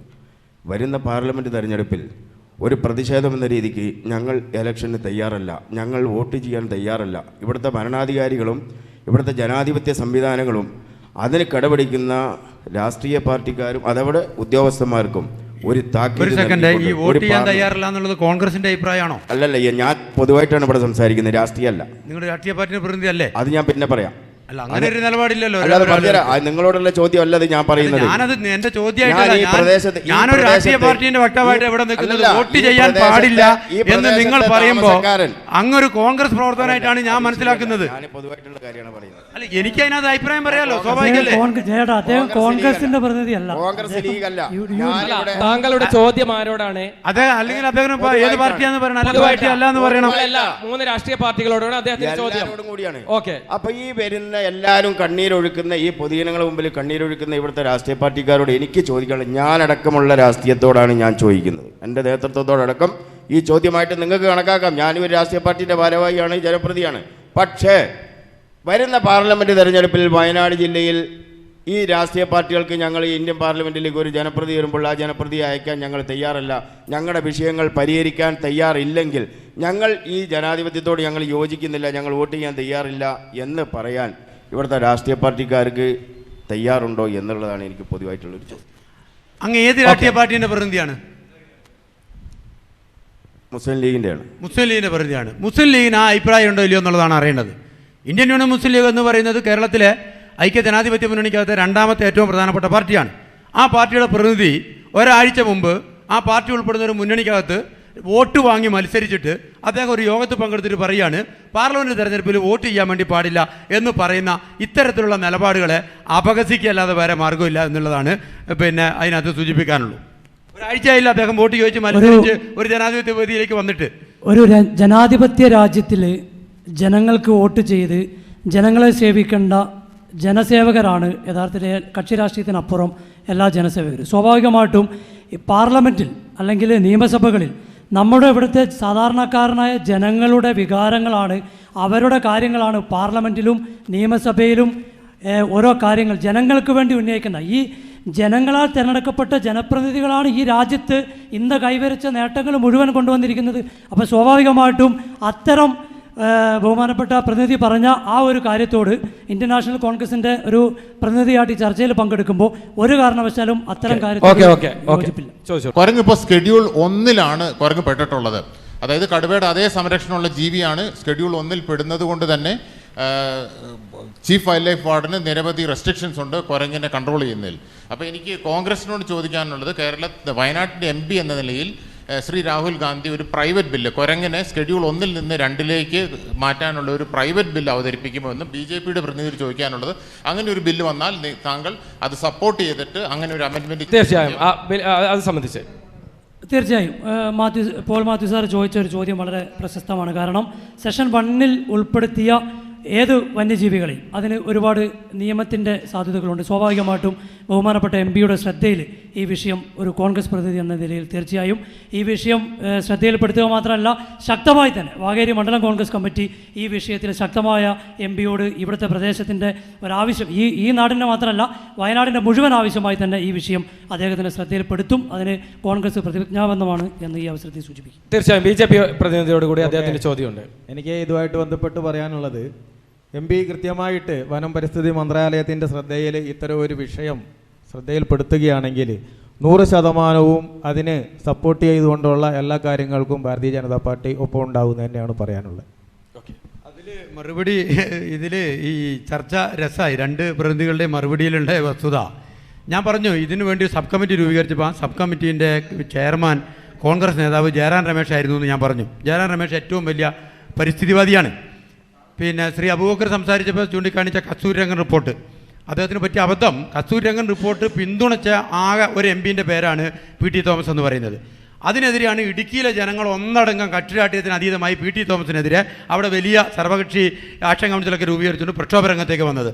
അതുപടി നടപ്പിലാക്കണം, ഈ പശ്ചിമഘട്ട സംവിധാനത്തെ ആകെ സംരക്ഷിക്കണമെന്ന നിലപാടാണ് PT തോമസ് സ്വീകരിച്ചത്. കേരളത്തിലെ മറ്റെല്ലാ രാഷ്ട്രീയ പാർട്ടികളും മറ്റെല്ലാ രാഷ്ട്രീയ പാർട്ടിയുടെ പ്രതിനിധികളും അതിനെതിരായിട്ടുള്ള നിലപാടായിരുന്നു സ്വീകരിച്ചത്. അദ്ദേഹം മനസ്സിലാക്കിയത് തെറ്റാണ്. ഈ ജയറാം രമേശ് തന്നെയാണ് ഇപ്പോൾ ഈ പരിഷ്കരിച്ച സബ് കമ്മിറ്റീൻ്റെ ഇപ്പോൾ ശ്രീ പോൾ മാത്യു ചൂണ്ടിക്കാണിച്ച ഈ ബില്ല് പൈലറ്റ് ചെയ്തത്, ഈ പുറത്തുനിന്ന് പൈലറ്റ് സബ്മിറ്റ് ചെയ്ത് കൊടുത്തത്. അത് ചർച്ച ചെയ്യപ്പെടുമ്പോൾ ബഹുമാനപ്പെട്ട MP പാർലമെൻറ്റിൽ ഉണ്ടായിരുന്നില്ല. നമ്മുടെ MP പാർലമെൻറ്റിൽ ഉണ്ടായിരുന്നില്ല. BJP അതിനെ ഒബ്ജക്റ്റ് ചെയ്തിട്ടില്ല. അതിനെ ഒബ്ജക്റ്റ് ചെയ്തിട്ട് ഇടതുപക്ഷം മാത്രമാണ്. ഇടതുപക്ഷത്തിൻ്റെ രാജ്യസഭാ അംഗം ജോൺ ബ്രിട്ടാസ് അതിനെതിരെ ശക്തമായ നിലപാട് സ്വീകരിച്ചിട്ടുണ്ട്. അത് നിങ്ങൾക്ക് പരിശോധിച്ചാൽ കിട്ടുന്നതാണ്. ആവശ്യമുണ്ടെങ്കിൽ അതിൻ്റെ ഡോക്യുമെൻ്റ് ഹാജരാക്കാൻ ഞാൻ തയ്യാറാണ്. പാർലമെൻറ്റിനകത്തൊരു നിലപാട് സ്വീകരിച്ചിട്ട് പുറത്തിറങ്ങി മറ്റൊരു നിലപാട് സ്വീകരിക്കുക എന്ന് പറയുന്നത് അത് ജനങ്ങളെ വഞ്ചിക്കുന്നതിന് വേണ്ടിയിട്ടാണ്. ശ്രീമാൻ രാഹുൽ ഗാന്ധിക്ക് വയനാടൻ ജനതയുടെ ഉത്തരവാദിത്വം ഉണ്ടായിരുന്നുവെങ്കിൽ ആ ബില്ല് പാർലമെൻറ്റ് ചർച്ച ചെയ്യപ്പെടുമ്പോൾ ആ ബില്ലിനെതിരെ ശക്തമായ നിലപാട് അദ്ദേഹം പാർലമെൻറ്റിൽ സ്വീകരിക്കണം. ആ ബില്ലിനെതിരെ അദ്ദേഹം ശക്തമായ നിലപാട് പാർലമെൻറ്റിൽ സ്വീകരിച്ച് അതിൻ്റെ ഭാഗമായിട്ടാണ് അദ്ദേഹം സസ്പെൻഡ് ചെയ്ത് പാർലമെൻറ്റിന് പുറത്തേക്ക് പോകുന്നതെങ്കിൽ വയനാടൻ ജനത രണ്ട് കൈ നീട്ടി അദ്ദേഹത്തെ സ്വീകരിക്കുമായിരുന്നു. അദ്ദേഹത്തെ സസ്പെൻഡ് ചെയ്തത് വയനാട്ടിലെ ജനങ്ങൾക്ക് വേണ്ടി ഇടപെട്ടതിൻ്റെ ഭാഗമായിട്ടല്ല, രാഷ്ട്രീയ പരാമർശങ്ങളുടെ ഭാഗമായിട്ടാണ്. രാഹുൽ ഗാന്ധിക്കെതിരെ സ്വാഭാവികമായിട്ടും ഈ കഴിഞ്ഞ ദിവസം കൈരളി എന്ന് പറയുന്ന കേരളത്തിലെ ഒരു പ്രാദേശിക CPM ചാനൽ ഒരു വലിയ നുണപ്രചരണം നടത്തിയിട്ടുണ്ട്. ഇവരുടെ സോഷ്യൽ മീഡിയ സംഭവങ്ങളിൽ രാഹുൽ ഗാന്ധി ആകെ 5 കോടി രൂപയുടെ വികസന പ്രവർത്തനങ്ങൾ 21.4 കോടി രൂപയുടെ പ്രപ്പോസലുകളാണ് വയനാട് ജില്ലയ്ക്ക് വേണ്ടിയിട്ട് വയനാട് ഈ പാർലമെൻറ്റ് മണ്ഡലത്തിന് വേണ്ടിയിട്ട് കേന്ദ്ര ഗവൺമെൻറ് പ്രപ്പോസൽ സമരം 17.2 കോടി രൂപയുടെ സാങ്ഷൻ ലഭിച്ചു കഴിഞ്ഞു. ഈ സാങ്ഷൻ ലഭിച്ച ഈ സ്ഥലത്താണ് കൈരളി CPM ചാനലായ കൈരളി ചാനൽ ഈ അടുത്ത് അത് സോഷ്യൽ മീഡിയയിൽ ചർച്ച ചെയ്യപ്പെട്ടു. സോഷ്യൽ മീഡിയ അത് പൊളിച്ചടക്കി. ഇപ്പോൾ അത് മറ്റൊരു വാദം സ്വാഭാവികമായിട്ട് CPM BJP ഒരു നാണയത്തിന് ഇരുവശമാണെന്ന് ഇപ്പോൾ ജയേട്ടൻ്റെ സംസാരത്തിന് സ്വാഭാവികമായിട്ടും ഒരു രാജ്യത്ത് ഒരു വ്യക്തിക്കെതിരെ അല്ലെങ്കിൽ ആ പേരിലുള്ള ഒരു ആൾക്കെതിരെ സമരം ചെയ്തതിന് കൈരളിക്കെതിരെ നിയമ നടപടി സ്വീകരിച്ചോ? സ്വാഭാവികമായിട്ടും ഈ വിഷയമുണ്ടായപ്പോൾ എന്തുകൊണ്ടാണ് രാഹുൽ ഗാന്ധി അയോഗ്യനാക്കപ്പെട്ടത്? സ്വാഭാവികമായിട്ടും മോദി എന്ന് പറയുന്ന പേരിലുള്ള ഒരു സമുദായത്തെ അപമാനിച്ചു എന്ന് പറഞ്ഞുകൊണ്ടാണ് അദ്ദേഹത്തെ അങ്ങനെ ചെയ്തു എന്ന് പറഞ്ഞുകൊണ്ട് അയോഗ്യനാക്കിയത്. സ്വാഭാവികമായിട്ട് CPM പറയാണ് BJP എടുത്ത അതേ സ്റ്റാൻഡിനോട് ചേർന്ന് നിന്നുകൊണ്ട് ഇതൊരു രാഷ്ട്രീയ ചർച്ചയിലേക്ക് പോകാൻ താല്പര്യമില്ലെങ്കിൽ പോലും പറഞ്ഞതുകൊണ്ട് പറയാതിരിക്കുന്നത് നിർവാഹമില്ലാത്തതുകൊണ്ട് പറയുകയാണ്. കോൺഗ്രസിൻ്റെ MP അല്ലെങ്കിൽ UDFൻ്റെ MP വയനാട് പാർലമെൻറ്റിൽ വയനാടിൻ്റെ എല്ലാ കാര്യങ്ങൾക്കും ഞാൻ വ്യക്തമായിട്ട് പറയുകയാണ്. വയനാട് ഈ കേന്ദ്ര സർക്കാരിൻ്റെ സൈറ്റിൽ കയറി സെർച്ച് ചെയ്താൽ ആൻഡ്രോയിഡ് ഫോണുള്ള എല്ലാവർക്കും സെർച്ച് ചെയ്യാം. ഇത് രാജീവ് ഗാന്ധി അന്നത്തെ കാലത്ത് ദീർഘവേഷത്തിൽ ഇന്നെല്ലാവരും കയ്യിൽ സ്വാഭാവികമായിട്ടും ഇതിൽ ചെക്ക് ചെയ്താൽ രാഹുൽ ഗാന്ധി 21.4 കോടി രൂപയുടെ പ്രപ്പോസൽ കേന്ദ്ര ഗവൺമെൻറ് സമർപ്പിച്ചു. 17.12 കോടി രൂപയുടെ ഭരണാനുമതി ഈ വികസന നേട്ടങ്ങൾക്ക് വയനാട് പാർലമെൻറ്റ് മണ്ഡലം എന്ന് പറയുന്നത് ഈ 3 നിയോജക മണ്ഡലങ്ങൾക്ക് അപ്പുറം മലപ്പുറവും കോഴിക്കോടും മേഖലകളാണ്. അതെ, അതിനുള്ളൊരു മറുപടി അദ്ദേഹം 5ാമത്തെ കൊല്ലം 21 കോടി രൂപേൻ്റെ പ്രപ്പോസൽ കൊടുത്തു എന്നാണ് രാഹുൽ ഗാന്ധിയുടെ പ്രതിനിധിക്ക് പറയാൻ വേണ്ടി കഴിഞ്ഞത്. 5ാമത്തെ കൊല്ലം ഏതാണ്ട് ഒരു മാസം കൂടെ കഴിഞ്ഞ അല്ല ഞാൻ പറയട്ടെ, അതിലേക്ക് ഞാൻ വരുന്നത് 5 കൊല്ലമായിട്ട് അദ്ദേഹം ആകെ 21 കോടി രൂപേൻ്റെ പ്രപ്പോസൽ കൊടുത്തു എന്നാണ് ഇദ്ദേഹത്തിൻ്റെ അവകാശവാദം. ഇരിക്കട്ടെ, കൈരളി ചാനൽ അങ്ങനെ തെറ്റായ ഒരു വാർത്തയാണ് കൊടുത്തതെങ്കിൽ അദ്ദേഹത്തിന് സുപ്രീം കോടതിയിലെ പ്രമുഖരായ അഡ്വക്കേറ്റ് അദ്ദേഹത്തിൻ്റെ ഇടത്തും വലത്തും മുമ്പിലും പുറകിലുമായിട്ട് സഞ്ചരിക്കുന്നുണ്ട്. കൈരളിക്കെതിരെ നിയമ നടപടി സ്വീകരിക്കട്ടെ. കൈരളിക്കെതിരെ മാത്രം പോരാ, ഇന്നത്തെ ദേശാഭിമാനി പത്രത്തിന്റെ ആ 7-ാം പേജ് എന്റെ അവസരം മറുപടി പറയട്ടെ. ദേശാഭിമാനി പത്രത്തിന്റെ പ്രധാനപ്പെട്ട വാർത്ത രാഹുൽ ഗാന്ധി 17 കോടി രൂപ നഷ്ടപ്പെടുത്തി എന്നുള്ളതാണ്. ഇതിവിടെ വൈകാരികമായി ചർച്ച ചെയ്യപ്പെടുന്നത് പണമില്ലാതെ ഈ വന്യമൃഗങ്ങളെ പ്രതിരോധിക്കുന്നതിന് സാധിക്കാതെ വയനാടൻ ജനത വലിയ പ്രയാസം അനുഭവിക്കുമ്പോഴാണ് ഇദ്ദേഹത്തെ പോലുള്ള ആളുകൾ അനുവദിക്കപ്പെടുന്ന ഫണ്ട് ഉപയോഗപ്പെടുത്താതെ നഷ്ടപ്പെടുന്നത്. അത് ക്രൂരതയാണ് എന്നുള്ളതാണ് യാഥാർത്ഥ്യം. അതിനെ ഇത്തരത്തിലുള്ള വാദം, ഈ നിൽക്കാത്ത വാദം കൊണ്ട് ന്യായീകരിച്ചുകൊണ്ട് അവർക്ക് നിലനിൽക്കാൻ വേണ്ടി കഴിയില്ല. ഓക്കെ, നമ്മുടെ അല്ല, ഈ രാഹുൽ ഗാന്ധിനെ പുറത്താക്കിയത് ശരിയാണ്, എല്ലാ മോദിമാരും കള്ളന്മാരാണെന്ന് പറഞ്ഞതിൻ്റെ ഭാഗമായിട്ടാണ്. അതിനെതിരെ കോൺഗ്രസ് ഒരു സംഗതി ചെയ്തില്ലല്ലോ. കോൺഗ്രസിൻ്റെ ദേശീയ നേതാവാണ് രാഹുൽ ഗാന്ധി. ആ കോൺഗ്രസിൻ്റെ MP പുറത്താക്കിയതുമായി ബന്ധപ്പെട്ട് ഇന്ത്യയിൽ ഒട്ടനവധി എല്ലാ സ്ഥലങ്ങളിലും ശക്തമായ സമരങ്ങൾ നടന്നിട്ടുണ്ട്. ദേശാഭിമാനി പത്രത്തിൽ ഇത്തരം വാർത്തകൾ കാണുന്നു. നമ്മളെ വിഷയം മാറിപ്പോകുന്നുണ്ട്. നമ്മളെ പ്രധാനപ്പെട്ട ഒരു സംഭവമാണ് ചർച്ച ചെയ്യുന്നത്, വന്യമൃഗശല്യവുമായി ബന്ധപ്പെട്ട്. ആ വിഷയം ഞാൻ ആ ചർച്ചയിൽ നിന്ന് വ്യതിചലിച്ചു പോകുന്നില്ല. ഒറ്റ വിഷയം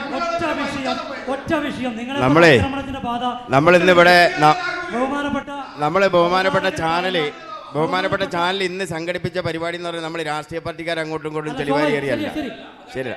ഞാൻ ഇന്നിപ്പോൾ ഇവിടെ വാഗേരി പാറക്കടവ് എന്ന് പറയുന്നത് മാത്യു ചേട്ടനെ പറയുമ്പോൾ ഇന്ന് 14 കോഴീനാണ് എന്താണെന്നറിയില്ല പിടിച്ച് കടിച്ച് ഇതാക്കിയിട്ടുണ്ട്. ഇന്നിവിടെ ഈ വീടിൻ്റെ ഇവിടെ തന്നെ നമ്മളിന്ന് ഇവിടെ സംഘടിപ്പിച്ചിരിക്കുന്നത് നമ്മുടെ പ്രദേശത്ത് എങ്ങനെ മനുഷ്യന് ജീവന് മുന്നോട്ട് കൊണ്ടുപോകാം, കാർഷിക വൃത്തിയിൽ എങ്ങനെ ഇതാക്കി ഇടപെട്ട് ജനങ്ങൾക്ക് മുന്നോട്ട് പോകണം. ഞാൻ ഈ പറഞ്ഞതിൽ നിന്ന് ഞാൻ അത് പിന്മാറുന്നില്ല. ഇനിയിപ്പം ഇവിടെ ആരും എന്ത് പറഞ്ഞാൽ ശരി, ഞാൻ പറഞ്ഞ ചോദ്യം അത് ഞാൻ ഉറച്ചു നിൽക്കുന്നു. പക്ഷെ നമുക്ക് ആലോചിക്കേണ്ടത് നമ്മുടെ പ്രദേശത്ത് എന്താണ് ചെയ്യാനുള്ളത്, അതാണ് നമുക്ക് ആലോചിക്കുന്നത്. തീർച്ചയായും വളരെ പെട്ടെന്ന് സമയപരിമിതി. വിഷയത്തിൻ്റെ മെറിറ്റിലേക്ക് തിരിച്ചു വരണം എന്നാണ് എനിക്ക് അഭ്യർത്ഥിക്കാനുള്ളത്. കാരണം ഞങ്ങൾ കാടിനോട് ചേർന്ന് കിടക്കുന്ന പ്രദേശത്തേക്ക് രാഷ്ട്രീയത്തിനുപരിയായി ഉപജീവനത്തിൻ്റെ ഒരു കാലഘട്ടമാണിത്. അതിനാണ് നമ്മൾ ഈ ചർച്ച വീക്ഷിച്ചുകൊണ്ടിരിക്കുന്നത്. ദയവായി നിങ്ങൾ ഈ ചർച്ചയിൽ പങ്കെടുത്ത ശ്രീ ജയനും പിന്നെ BJPൻ്റെ ജില്ലാ പ്രസിഡൻറ്റും ശ്രീ IC ബാലകൃഷ്ണൻ അടങ്ങുന്ന ഒരു ഡെലിഗേഷൻ ടീം എന്തായാലും കേന്ദ്ര ഗവൺമെൻറ്റിനെ സമീപിക്കണം എന്ന് തന്നെയാണ് എനിക്ക് അഭ്യർത്ഥിക്കാനുള്ളത്. തീർച്ചയായും രാഷ്ട്രീയ പാർട്ടികൾ എനിക്കിതിൽ സൂചിപ്പിക്കാനുള്ളത്, നമ്മൾ ഈ വാഗേരി നമ്മുടെ പ്രജീഷൻ്റെ മരണശേഷം ഈ വാഗേരി പ്രദേശത്ത് ഉയർന്നു വന്ന കക്ഷി രാഷ്ട്രീയത്തിനും ജാതി മത വ്യത്യാസത്തിനും അതീതമായിട്ട് ഒരു കൂട്ടായ്മ ഇവിടെ രൂപീകൃതമായിട്ടുണ്ട്. അതിനെതിരെ നമ്മൾ ഇങ്ങനത്തെ ഈ ചാനൽ ചർച്ചകൾ കൊണ്ട് അതിന് തുരങ്കം വെക്കുന്ന ഒരു പരിപാടി നമ്മൾ ഭാഗത്തുനിന്നുണ്ടാകരുത്. നമ്മൾ ഒന്നടങ്കം ഈ വിഷയത്തിൽ നിന്ന് മാറാതെ ഈ വിഷയം നമ്മൾ തുടർന്ന് നമ്മൾ എല്ലാ കക്ഷികളും ഒന്നിച്ചു കൊണ്ടുപോകണമെന്ന് മാത്രം എനിക്ക് പറയാം. തീർച്ചയായും ഈ കൂടല്ലൂർ അജീഷിൻ്റെ അയൽവാസിയും കൂടിയാണ് ഞാൻ. അപ്പം എന്തായാലും ഈ ഒരു വന്യമൃഗശല്യത്തിനെതിരെയുള്ള ഈ ഒരു ചാനൽ ചർച്ചയിൽ വളരെ ഈ സന്തോഷമുണ്ട്. ആ സന്തോഷത്തിൻ്റെ കൂടെ ഞങ്ങൾക്കൊരു സങ്കടമുള്ളതെന്ന് പറഞ്ഞു കഴിഞ്ഞാൽ ആ പ്രദേശത്തിൽ നേരെ വാഗേരി മുതൽ നേരെ മൂടക്കൊല്ലി കൂടല്ലൂർ വരെ റോഡെന്ന് പറയുന്ന ഒരു സാധനങ്ങൾ ആകെ എല്ലാം പൊട്ടിപ്പൊളിഞ്ഞിട്ടുണ്ട്. അപ്പം ഞങ്ങൾ പഞ്ചായത്തിൽ നിന്ന് എല്ലാം ആവശ്യപ്പെട്ട്, പഞ്ചായത്ത് ഭരിക്കുന്ന വാർഡ് മെമ്പറാണ് ആ കണക്കിൽ അവിടെ ചോദിച്ചു കഴിഞ്ഞപ്പോൾ പഞ്ചായത്തിൽ നിന്ന് ഒരു നിശ്ചിത തുക മാത്രം ഒരു 5 ലക്ഷം റുപ്യ മറ്റോ ഏറ്റെടുത്തു. എന്നിട്ട് ഞങ്ങൾ ഗ്രാമസഭയിലിപ്പോൾ ചോദിച്ചത് ഇന്ന് പോലെയാണ് ഒരു ലേശം കാശ് കൂട്ടി ഞങ്ങൾക്ക് തരണം. പഞ്ചായത്തിൽ വേറെ എല്ലാ വാർഡുകളിൽ നിന്ന് ഓരോ ലക്ഷം വെച്ചിട്ട് കുറച്ചായാലും. അപ്പോൾ എന്തായാലും പ്രത്യേകിച്ച് UDFൻ്റെ പ്രതിനിധിയോട് ഞങ്ങൾക്ക് ചോദിക്കാനുള്ളത് വേറെ ഒന്നുമല്ല, ജില്ലാ പഞ്ചായത്തിൽ ഉൾപ്പെടുത്തിക്കൊണ്ട് MP-യുടെ പ്രാദേശിക ഫണ്ടിലെങ്കിലും ഉൾപ്പെടുത്തിക്കൊണ്ട് ഞങ്ങൾക്ക് എത്രയും വേഗം അങ്ങനെയുള്ള ആ കാര്യത്തിന് വേണ്ടിയിട്ട് നിങ്ങൾ അതിൻ്റെ ഒരു മറുപടിയും ആശ്വാസവാക്കും കിട്ടും.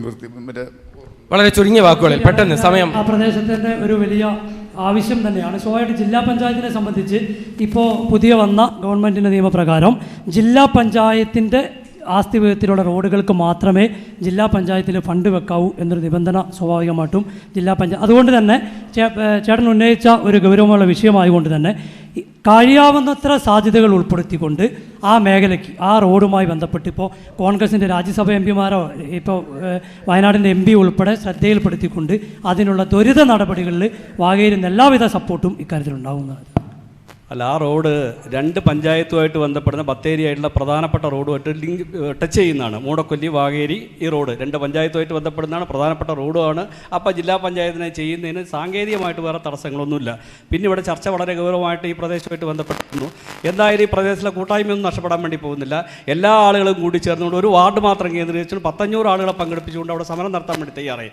പക്ഷേ സ്വാഭാവികം ഇത്തരം ചർച്ചകൾ ഉയർന്നു വരുമ്പോൾ എങ്ങനെ നമ്മൾ ഇവിടേക്ക് എത്തി എന്നുള്ളത് സ്വാഭാവികമായിട്ട് ചർച്ച ചെയ്യും. അപ്പോൾ ചർച്ച ചെയ്യുമ്പോൾ അതിൽ നമുക്ക് ആർക്കും ബേജാറായിട്ട് കാര്യമില്ല.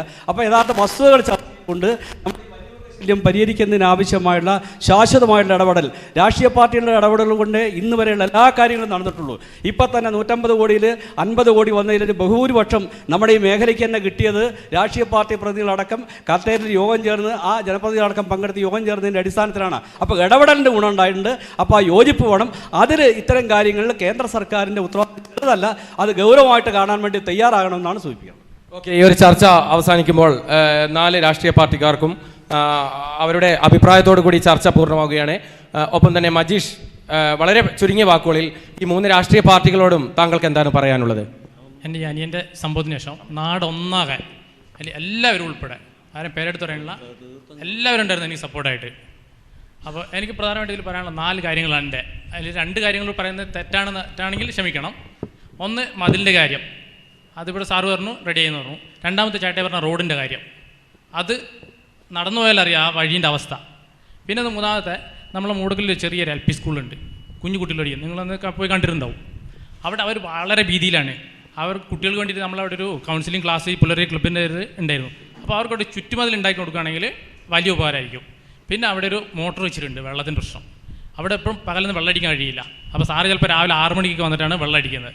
ഈ 4 കാര്യങ്ങൾ പറ്റുമെങ്കിൽ ചെയ്യുക. രാഷ്ട്രീയ പാർട്ടികൾ അതിനുള്ളൊരു മറുപടി പറയുമെന്നാണ് ഞാൻ പ്രതീക്ഷിക്കുന്നത്. അവസാനമായി ചർച്ച അവസാനിക്കുമ്പോൾ BJPക്ക് ഇപ്പോൾ ഇവിടെ നമ്മുടെ ഈ ഒരു ചർച്ചയിൽ പ്രധാനമായും ഉയർന്നത് കേന്ദ്ര സർക്കാരിൻ്റെ ഒരു ഇടപെടൽ വളരെ ശക്തമായി അനിവാര്യമാണ് എന്നുള്ളൊരു ഇടപെടൽ, അത്തരത്തിലുള്ള ഇടപെടൽ വേണമെന്ന് പറയുന്നു. ഏത് തരത്തിലുള്ളൊരു ഇടപെടൽ BJPയുടെ ഭാഗത്തുനിന്നുണ്ടാവും? എന്തായാലും ഈ ചർച്ചയെ സംബന്ധിച്ചിടത്തോളം ഈ ചാനൽ ചർച്ചകൾ വീക്ഷിക്കുന്ന ഈ നാട്ടിലെ ജനങ്ങൾ ഇവിടെ ഇടതുപക്ഷത്തിൻ്റെയും വലതുപക്ഷത്തിൻ്റെയും നിലപാടുകൾ കൃത്യമായിട്ട് വിലയിരുത്തും. അന്ന് മാത്രം വിലയിരുത്തുന്നത് എങ്ങനെയെന്ന് കൃത്യമായിട്ട് നമുക്കൊന്ന് നോക്കാം എന്നാണ് എനിക്ക് ആദ്യമായിട്ട് പറയാനുള്ളത്.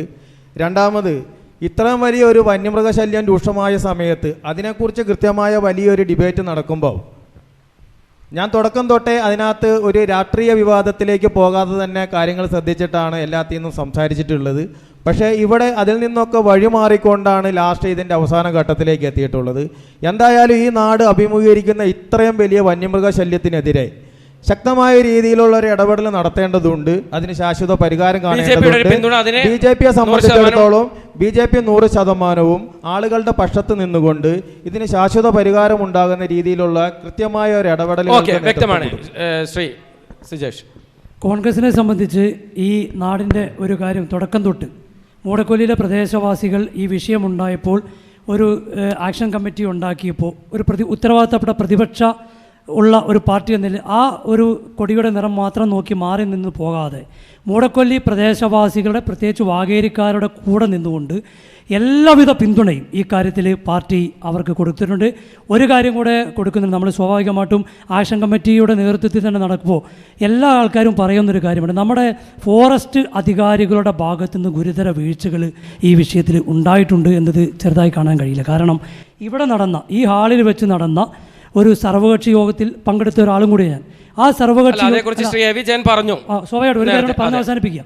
അപ്പോൾ ഇത്തരം ഈ ഫോറസ്റ്റ് അധികാരികളുടെ ഭാഗത്തു നിന്നും ഇത്തരം ജനങ്ങൾക്കെതിരെയുള്ള കാര്യങ്ങൾ വരുമ്പോൾ അതിനെ നിയന്ത്രിക്കാൻ ബന്ധപ്പെട്ട വകുപ്പ് ഭരിക്കുന്ന മന്ത്രി ഉൾപ്പെടെയുള്ള രാഷ്ട്രീയ പാർട്ടി ജനങ്ങളുടെ ഉത്തരവാദിത്തമാണ്. കാരണം സ്വാഭാവികമായിട്ടും ജനങ്ങൾ വൈകാരികമായ അവരുടെ ഇപ്പോൾ 27 പന്നിക്കുഞ്ഞുങ്ങൾ നഷ്ടപ്പെട്ട ഒരു കർഷകന് ഒരു രൂപ പോലും കിട്ടിയിട്ടില്ല. സ്വാഭാവികമായിട്ട് ആ കർഷകന് അതിൻ്റേതായ ഒരു വൈകാരിക പക്ഷേ ആ ഒരു സംഭവ സ്ഥലത്ത് പോലും ഫോറസ്റ്റുകാർക്ക് എല്ലാവിധ സപ്പോർട്ടും ചെയ്തു കൊടുത്തത് ഈ പ്രദേശത്ത്. തീർച്ചയായും ആ കാര്യം കൂടി ശ്രദ്ധിക്കണമെന്ന്. അവസാനമായി ഇതിനുള്ള ഒരു മറുപടി. ഈ ഉദ്യോഗസ്ഥന്മാരുടെ തോന്നിവാസത്തെ സംബന്ധിച്ച് പറയുമ്പോൾ എനിക്ക് വേണമെങ്കിൽ പണ്ട് കരുണാകരൻ മരിച്ചപ്പോൾ ഇടുക്കിയിലുണ്ടായ തങ്കമണി സംഭവത്തെ വിലയിരുത്തിക്കൊണ്ട് അതിനെ ന്യായീകരിക്കുക. ഞങ്ങളതിന് തയ്യാറാകുന്നില്ല. ഉദ്യോഗസ്ഥന്മാർ എവിടെ തോന്നിവാസം ചെയ്താലും തോന്നിവാസം തന്നെയാണ്. ഈ രാഷ്ട്രീയത്തിനെതിരെ കുറച്ച് ആളുകൾക്ക് പെട്ടെന്നൊരു പ്രയാസം വരുന്നുണ്ട്. ഞാൻ ചോദിക്കുന്നത് എന്തുകൊണ്ടാണ് അങ്ങനെ വരുന്നത്? നമ്മൾ നിൽക്കുന്ന ഈ ക്ഷീരസംഘം കെട്ടിടം രാഷ്ട്രീയ തീരുമാനം കൊണ്ടുണ്ടായതാണ്. ഇതിൻ്റെ മുമ്പിലെ റോഡ് രാഷ്ട്രീയ തീരുമാനമാണ്. നമ്മുടെ പുറകുള്ള സ്കൂൾ രാഷ്ട്രീയ തീരുമാനമാണ്. അങ്ങനെ ജനാധിപത്യ രാജ്യമായതുകൊണ്ട് തന്നെ രാഷ്ട്രീയ തീരുമാനത്തിലൂടെയാണ് ഇവിടെ ഇതെല്ലാം സംഭവിച്ചുകൊണ്ടിരിക്കുന്നത്. അതിനകത്ത് പോരായിക ഉണ്ടെങ്കിൽ ചൂണ്ടിക്കാണിക്കണം. ഈ കടുവ പ്രശ്നം രാഷ്ട്രീയ തീരുമാനത്തിൻ്റെ ഭാഗമായിട്ടുണ്ടായതല്ലേ? ഞാനതാണല്ലോ തുടക്കത്തിൽ പറഞ്ഞത്. വയനാടിന് ചുറ്റും 5 ടൈഗർ പ്രൊജക്റ്റുകൾ പ്രഖ്യാപിച്ചത് രാഷ്ട്രീയ തീരുമാനമാണ് കേന്ദ്ര ഗവൺമെൻറ്റിൻ്റെ. 2009 എം.ഐ. ഷാനവാസ് MP ആയിരിക്കുമ്പോൾ വയനാടും കൂടി ചേർത്ത് കടുവാ സങ്കേതം പ്രഖ്യാപിക്കുന്നതിനുള്ള ശ്രമം പാർലമെൻറ്റിനകത്ത് നടത്തിയപ്പോൾ ജില്ലയിൽ വലിയ പ്രക്ഷോഭമായിരുന്നു വന്നു. എം.ഐ. ഷാനവാസിൻ്റെ തലയും കടുവേൻ്റെ ഉടലും വെച്ച് ഫ്ലക്സ് DYFI പോലുള്ള സംഘടനകൾ ജില്ലേൻ്റെ വിവിധ പ്രദേശങ്ങളിൽ വെച്ചു. സംഘർഷം ഉണ്ടായി. പോലീസ് കേസെടുത്തിട്ടുണ്ട്. അത് രാഷ്ട്രീയ തീരുമാനമാണ്. ആ രാഷ്ട്രീയ തീരുമാനത്തിനെതിരെ വലിയ സമരം വന്നപ്പോൾ ആ തീരുമാനത്തിൽ നിന്ന് പുറകോട്ട് പോയി. അപ്പോൾ ഈ രാഷ്ട്രീയ തീരുമാനത്തിൻ്റെ ഭാഗമായി കടുവാ സങ്കേതങ്ങൾ പ്രഖ്യാപിക്കപ്പെട്ടത് കൊണ്ടാണ് വയനാട്ടിൽ കടുവയുടെ ശല്യം കൂടുന്നത് എന്ന് ചൂണ്ടിക്കാണിക്കുമ്പോൾ അസ്വസ്ഥരായിട്ട് കാര്യമില്ല. ഇനി അതിൻ്റെ റെമഡി എന്താ? അതിനെ പിടിച്ചു മാറ്റണം. അതിനെ പിടിച്ചു മാറ്റുന്നതിന് സംസ്ഥാന ഗവൺമെൻറ്റിന് മാത്രം സാധിക്കില്ല. ഞാൻ നേരത്തെ സൂചിപ്പിച്ചതുപോലെ ഞങ്ങൾ ഇടപെടുന്നതിന് വേണ്ടി ഫെബ്രുവരി 1 തിരുവനന്തപുരത്തേക്ക് പോകുന്നുണ്ട്. അങ്ങനെ ഇടപെടുമ്പോൾ MP അതിൻ്റെ മുമ്പിലുണ്ടാകുമോ? BJP കേന്ദ്ര ഗവൺമെൻറ്റിനെ അതിനനുകൂലമായി കൊണ്ടുവരുന്നതിന് BJP നേതൃത്വം തയ്യാറാകുമോ? ഇതാണ് നമുക്ക് കൂട്ടായിട്ടുണ്ടാവേണ്ടത്. ഇത്തരം കാര്യങ്ങൾ ചർച്ച ചെയ്യപ്പെടുമ്പോൾ മാതൃകാപരമായി എല്ലാവരും ഇവിടെ ചൂണ്ടിക്കാണിച്ചതുപോലെ മൂടക്കൊല്ലിയിലെ കക്ഷി രാഷ്ട്രീയത്തിന് അതീതമായ രാഷ്ട്രീയവും കക്ഷി രാഷ്ട്രീയവും രണ്ടും രണ്ടാണ്. കക്ഷി രാഷ്ട്രീയമൊക്കെ വേണേൽ നിങ്ങൾക്ക് വേണ്ടാന്ന് നോക്കാം. പക്ഷേ ഒരിക്കലും രാഷ്ട്രീയം വേണ്ടാന്ന് വെക്കരുത്. രാഷ്ട്രീയം എന്ന് പറയുന്നത് ഈ രാഷ്ട്രീയവുമായി ബന്ധപ്പെട്ട നിലപാടുകളാണ്. കക്ഷി രാഷ്ട്രീയം നിങ്ങൾക്ക് ആളുകൾക്ക് ഇഷ്ടമുള്ള കക്ഷി അത് വേണമെങ്കിൽ സ്വീകരിച്ചാൽ മതി. പക്ഷേ രാഷ്ട്രീയത്തിനെതിരായി നമ്മൾ സംസാരിക്കുമ്പോൾ ഒരു രാജ്യത്തിൻ്റെ ജനാധിപത്യമാണ് തകർന്നു പോവുക എന്ന് ഓർമ്മപ്പെടുത്തിക്കൊണ്ട് ഒരു ജനാധിപത്യ രാജ്യമായതുകൊണ്ട് തന്നെ രാഷ്ട്രീയ തീരുമാനങ്ങളിലൂടെ മാത്രമേ ഇതിന് പരിഹാരം കണ്ടെത്തുന്നതിന് വേണ്ടി സാധിക്കുകയുള്ളൂ എന്ന് ഒരിക്കൽ കൂടി ഓർമ്മപ്പെടുത്തിക്കൊണ്ട് ഞാൻ അവസാനിപ്പിക്കും. ഓക്കെ, തീർച്ചയായും അതുതന്നെയാണ് വേണ്ടത്. കടുവയുടെ ആക്രമണത്തിൽ ഒരു ജീവൻ നഷ്ടപ്പെട്ട സ്ഥലം കൂടിയാണിത്. രാഷ്ട്രീയ ആരോപണ പ്രത്യാരോപണങ്ങളല്ല നമുക്ക് വേണ്ടത്. എല്ലാവരും ഒത്തൊരുമിച്ച് ഒറ്റക്കെട്ടായി ഇവിടുത്തെ വന്യമൃഗശല്യം ശക്തമായ നടപടികൾ സ്വീകരിക്കുകയാണ് വേണ്ടതെന്ന് ഓർമ്മപ്പെടുത്തുന്നു. ഒപ്പം തന്നെ ഈ ഒരു വന്യമൃഗശല്യത്തിന് ശാശ്വത പരിഹാരമായുള്ള കാടും നാടും വേർതിരിക്കുന്നതിനുള്ള ഒരു നടപടി കൂടി രാഷ്ട്രീയ പാർട്ടി പ്രതിനിധികളുടെ ഭാഗത്തു നിന്നും ഉണ്ടാകണമെന്ന് ഓർമ്മിപ്പിച്ചുകൊണ്ട് ഈ ചർച്ച ഇവിടെ പൂർണ്ണമാകുന്നു. ചർച്ചയിൽ പങ്കെടുത്ത എല്ലാവർക്കും ഒരിക്കൽ കൂടി നന്ദി രേഖപ്പെടുത്തുന്നു. നന്ദി, നമസ്കാരം.